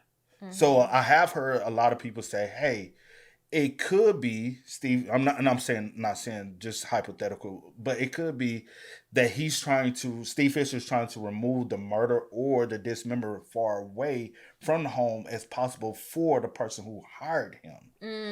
To be able to say, hey, no murder happened here and no dismemberment happened here. There's a possibility he did the crimes elsewhere to bring back positive for the homeowner pertaining to the home. And I said that's a good observation because that would make sense as well. You're not hired by the sheriff, the county, or even Celeste's family. You're hired by the homeowner. So you're supposed to do whatever is good for the homeowner to have saving grace because it's their property. Also, your property value just dropped. You have a public homicide and dismemberment happen on your property grounds. Bro, you know how big of a financial hit? Now I have the lowest financial value of a home on this block. Facts. Nobody's finna rent this. It's gonna sit empty, and now I'm just constantly paying for a property that's not paying for it. It's a rental property. It's meant to pay for itself. Now it's not being paid. I have to come out of pocket for that. So it's a financial hit for the owner. So Steve Fisher don't know. That's just hypothetical. I've heard people point out, and I was like, good observation. Like trying to do like damage control for the property owners. Well, it could be, but who knows? Who knows? But I do wish Steve Fisher would sometimes fall back Yeah. Because this is an open investigation. Yeah. And you just spewing anything can sway someone's Your mind. own personal opinion. Yeah. Yeah. You can sway people's mind from thinking, and you can lead up to some, you know? Yeah. Which a lot of people are like, maybe he shouldn't put out these crazy theories. So there's debate about that. There's a debate about everything in this case. Like one sentence is 20 debates. So they didn't do their own testing in the garage to see if there's any blood. Yeah, or at least not that I know of. But Okay. maybe you guys can correct me if I'm wrong. So that's where a lot of the whole theory of, okay, well, maybe he inflated the pool because, oh, there's been another thing. People have kept calling it a kiddie pool. We have no idea if that's true. In fact, it seems like it was not a kiddie pool. The prosecutor said inflatable blue pool, but everybody has been running with kiddie pool for whatever reason. I guess it's a better title. I guess it's a better clickbait, but it seems like it was like a full-size pool. So the size difference. Yeah, size difference, and then size difference is kind of important. So it could have been inflated. And then a chainsaw. The chainsaw has been a huge point of contention. One Emmy. Hold on, let's go back to the blue inflatable pool. Because you also got to think about the size of the garage. A full-size blue inflatable pool doesn't make sense for that size of a garage. Because he got other things in that garage. So more of a smaller blue inflatable pool would make more sense, right? Something more of this or this nature and not this nature, right? When I even heard like blue inflatable pool, I didn't even think about that size. The big size. My mind didn't go there. What your mind went to more something like this? My mind went to more something like this. But that's just a kiddie pool, what we saying? It's not a kiddie pool. That is a kiddie pool. That's ones you would get your kids for like a birthday party or something. Like a more of a Okay, when I think of kiddie pool, I think of this size. Oh, I think of the ones that, we grew up playing in, just the little plastic ones. We're talking about the red. I'm not like that's what I think about. When I think of a kiddie pool, I think of this size. Or like this with the little 3 kids in the inside. Yeah, I think of that. No, but I mean, if that's what it's marketed as, then okay. But my mind went to the one you showed me. Showed me, and I didn't associate that with being like a kiddie pool. But whatever, that's neither here nor there. What I'm thinking of is something that can only hold 2 or 3 grown adults is size. Like this, only thing one grown adult can possibly sit in. I'm not talking about something like that, but no, I'm not. 2, 3 adults sitting, and it's still gonna be tight. That's the one I'm talking about. Yeah. But not one that's like a big inflatable pool. And then a chainsaw. The chainsaw has been a huge point of contention. One Emmy states that a regular handsaw would probably be a lot better. Like you might just get a little bit of tissue. You're going to have some blood, but chainsaws are going to sling actual tissue everywhere. So the idea that this had to be cleaned up completely, there's no way under God's green heaven that you're going to be able to clean up every bit of tissue deposition that there is. I mean, you might think you've gotten it, but once the cops get in there and they have enough time, they're going to collect something. I did some research into it because all the Emmys are saying, like it's like news. Oh, we're here with a former forensic expert. And they're all like, no, a chainsaw would have gotten blood everywhere. So I'm like, okay, this doesn't make sense. If David cleaned it, I don't think he's cleaning it alone. So that's where I went down this whole rabbit hole, and apparently there's a whole case about it. A bit of a morbid test was done back in 2009. There was a study published in the Journal of Forensic Science where there was a real investigation into a woman who had been taken apart by a small electric chainsaw, a small one. And there were multiple questions that the investigators had because the investigators, they found such little blood splatter, which didn't make sense. In everybody's mind, according to the movies, when you think of people with chainsaws, everything's splattering everywhere. The investigators were so puzzled by this, it led to a study where forensic pathologists dismembered 2 very large deceased pigs with small electric chainsaws under controlled conditions, and they found that depending on how you hold the chainsaw parallel to the floor, very little splatter occurs actually. Interesting. Another misconception is okay, so I've worked with a handsaw, worked with the electric, the one she's talking about, and I have worked with a big one. The big chainsaw does, no matter, it's going to splatter because the blades are going so fast. But the electric one, what she just said, is very much so true. My mom, that's the one my mom was trimming the bushes, trimming the hedges and stuff. We always used the electric one, you know what I'm saying? It don't like that. And then the handsaw, we used to use that to chop up everything, you know what I'm saying? we're from the country, whatever. But it's not gonna kick back. But a big gas chainsaw, cause that's what I imagine. It's a one you got to.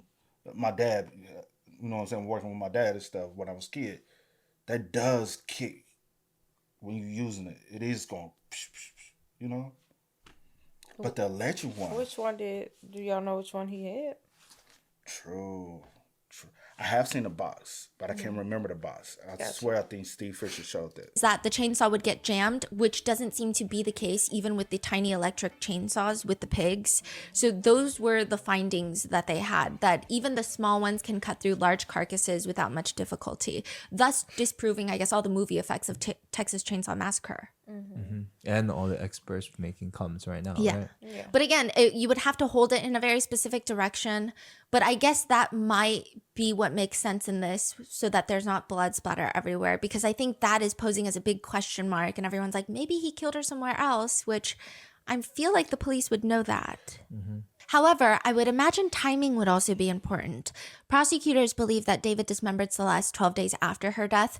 Netizens theorize online, like, where was she for 12 days, you know? And then also, once you're 12 days into decomposition, unless you're kept in a really cold, I guess, cool environment, it's going to be really hard to move somebody's body because there's skin slippage. There's a lot of fluid buildup. It's not even just about hauling dead weight. It's things are moving in the skin. Yeah, exactly. So where was she kept? Exactly. If he didn't get the pool until at least May 1st. So David lives there by himself? He lives there by himself, but I imagine lots of people have the keys to that place. Yeah, because isn't like his friends, his family always His around? family lives in Texas. His friends, I mean, it doesn't appear that anybody lives with him. If anything, I think the prosecutors believe at some point Celeste was obviously living with him when she was missing. So there's just like, it doesn't make any sense if there was, where was she for 12 days? Which is why TMZ initially, they reported that Celeste had been frozen at some point. The LAPD actually came out to say that's not true at all, that she was not frozen when they found her in the trunk.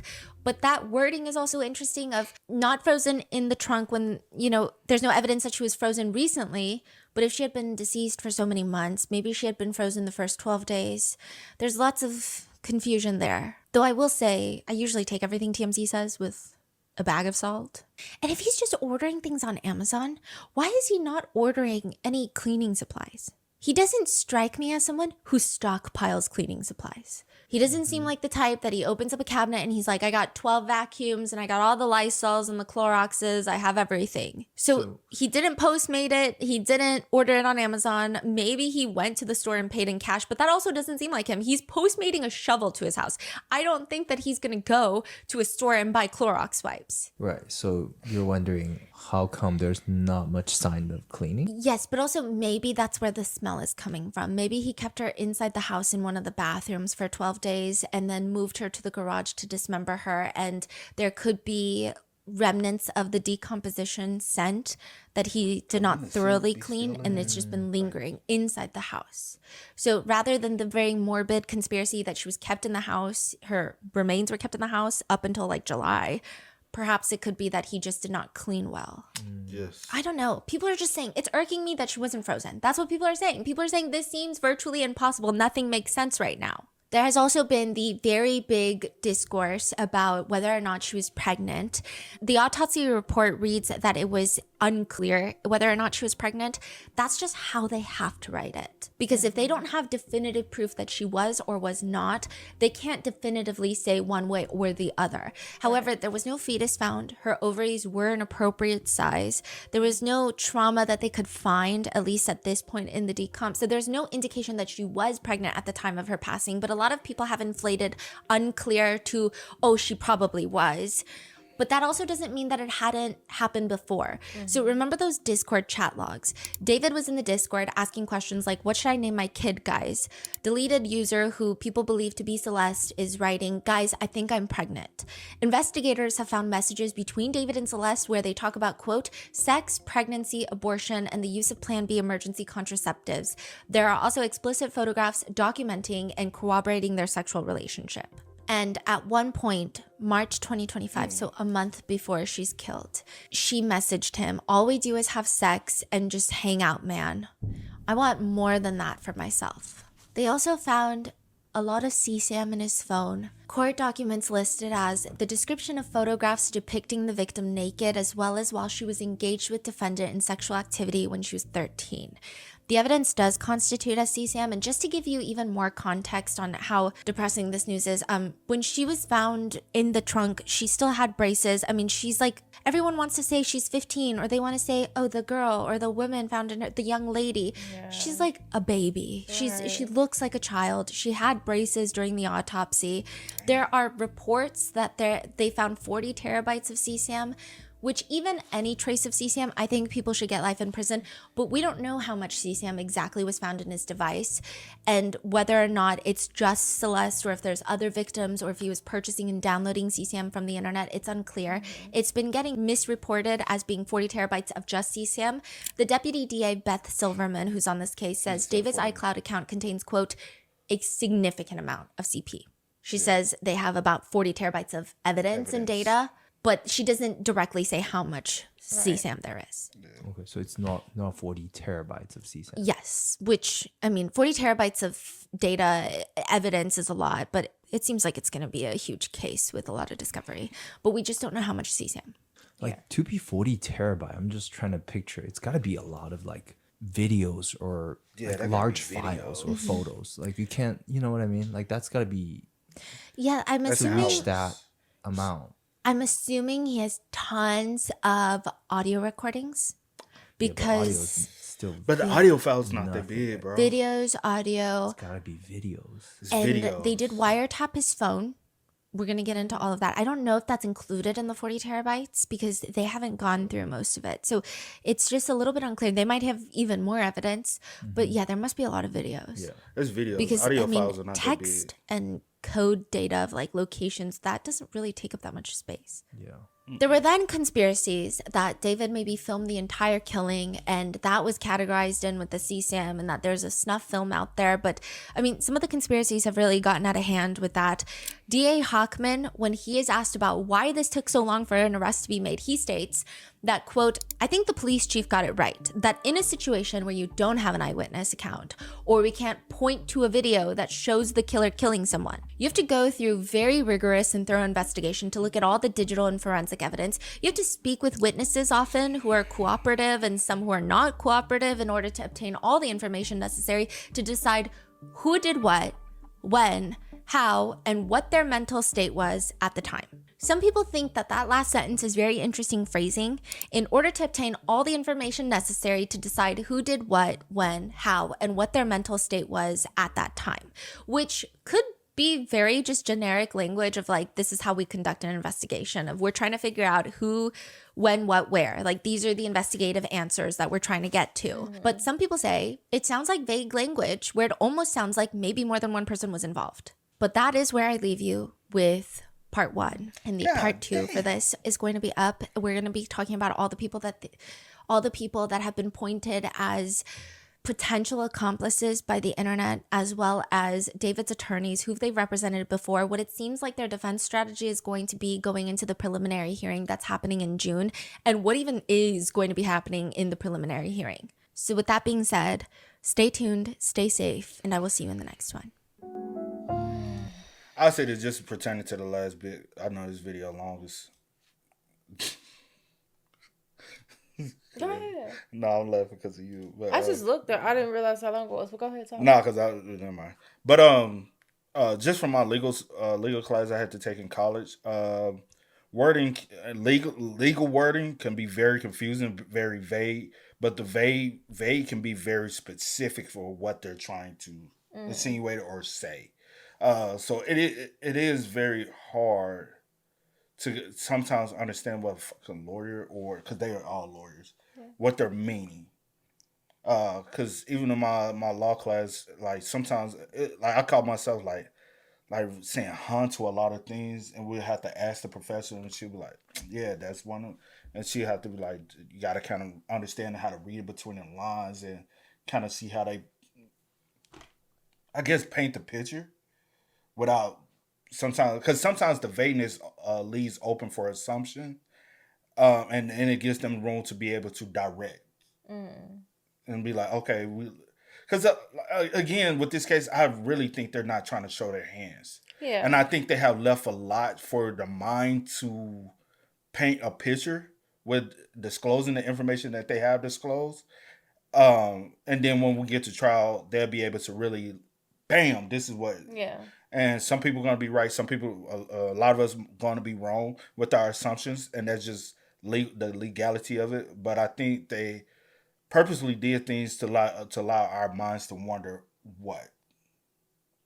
Or I just don't even think. Do you think they even thinking about you in a sense? I think, or do you think they just? It's kind of what you said the first, like not showing their hand. Like, why would I? Like, you ask me a question, I'm going to be direct and tell you, like, yes, this is what we're thinking. Or also this is what we have. for his legal team to be like, right? What do they have? Because they have to just for them. But I'm saying putting it out like for us in the public right now, no. But also remember in the beginning when Stephanie was talking about the what's still under seal from the grand jury. Yeah. That's where I feel like they got a lot of their evidence and it's still sealed. Yeah. No, and I wonder what the being still sealed, is it sealed for his defense as well? Well, they will have to request. So we watched that, and that was one of their things. They was like, well, this hasn't been da da da. It was like, well, you know the process that you have to go through. You remember that? And I was just like, yeah, you a lawyer. You're like, you know that you have to. Girl, you know, like this your first rodeo. Like, what are we doing? But so it's gonna be a lot when it goes to. Let me ask you this. Even though I know he's arrogant as fuck, David is arrogant as hell. But not just you, I want to, if you're still here at this point, do you think this case was going to trial, or do we think he's going to try to cop a plea deal? This is just a vague question for everybody. Me personally, I told C before, I think he's going to try to take a plea deal so he doesn't get the death penalty. I think he will be comfortable with life. I think if you try to take it to trial, I could see the outcome possibly being the death penalty for him. I want to say right now, I think it's going to go to trial unless... I think it's right now, just in this mind state, I think it's going to go to trial. But I can see once everything starts to be pieced together and all, like, his team gets everything that they need and they start looking at stuff and, like, really figuring out if this is something that they, like, be able to fight. Yeah. If not, then I think that he'll take a plea. Kind of like, just say this guy's name, similar to like the driver's bus situation. Like a week before the trial hits, you can see him being like, hey, let's just take the plea deal. Yeah, I feel like, Because sometimes plea deals is up on the table up until the day before. Yeah. And they be like, so we be like, so you didn't waste everybody's time. You like they have like substantial amounts of evidence and all of this stuff and everything is just being traced. Like, then it's kind of like we have our hands like, tied at this point. Like, where do we go from here? I could see a plea, especially if the death penalty is going to be on the table. Yeah. Then that scares a lot of people. So we'll see. Yeah. But he is very arrogant and he is a narcissist. So with him, I don't know. He probably have his team like, no, I want to fight this. We're going to I don't know, child. But we'll definitely see. Hey, man, y'all spam us up. Y'all let us know y'all thoughts in the comments for us down below. But until next time, y'all know how it go, man. I do go by the name DJ New Kid. This is Sierra Nicole. We are. Kid and C. We are. Time to kick it, got a stack of flip for my folks. Dollar. Please tell me you can hear me. Don't tell your back and don't declare me. Just let me know if you need me. Dollar. Let me watch out for my partners. Keep my money low, get my team strong. Let me run away from my problems.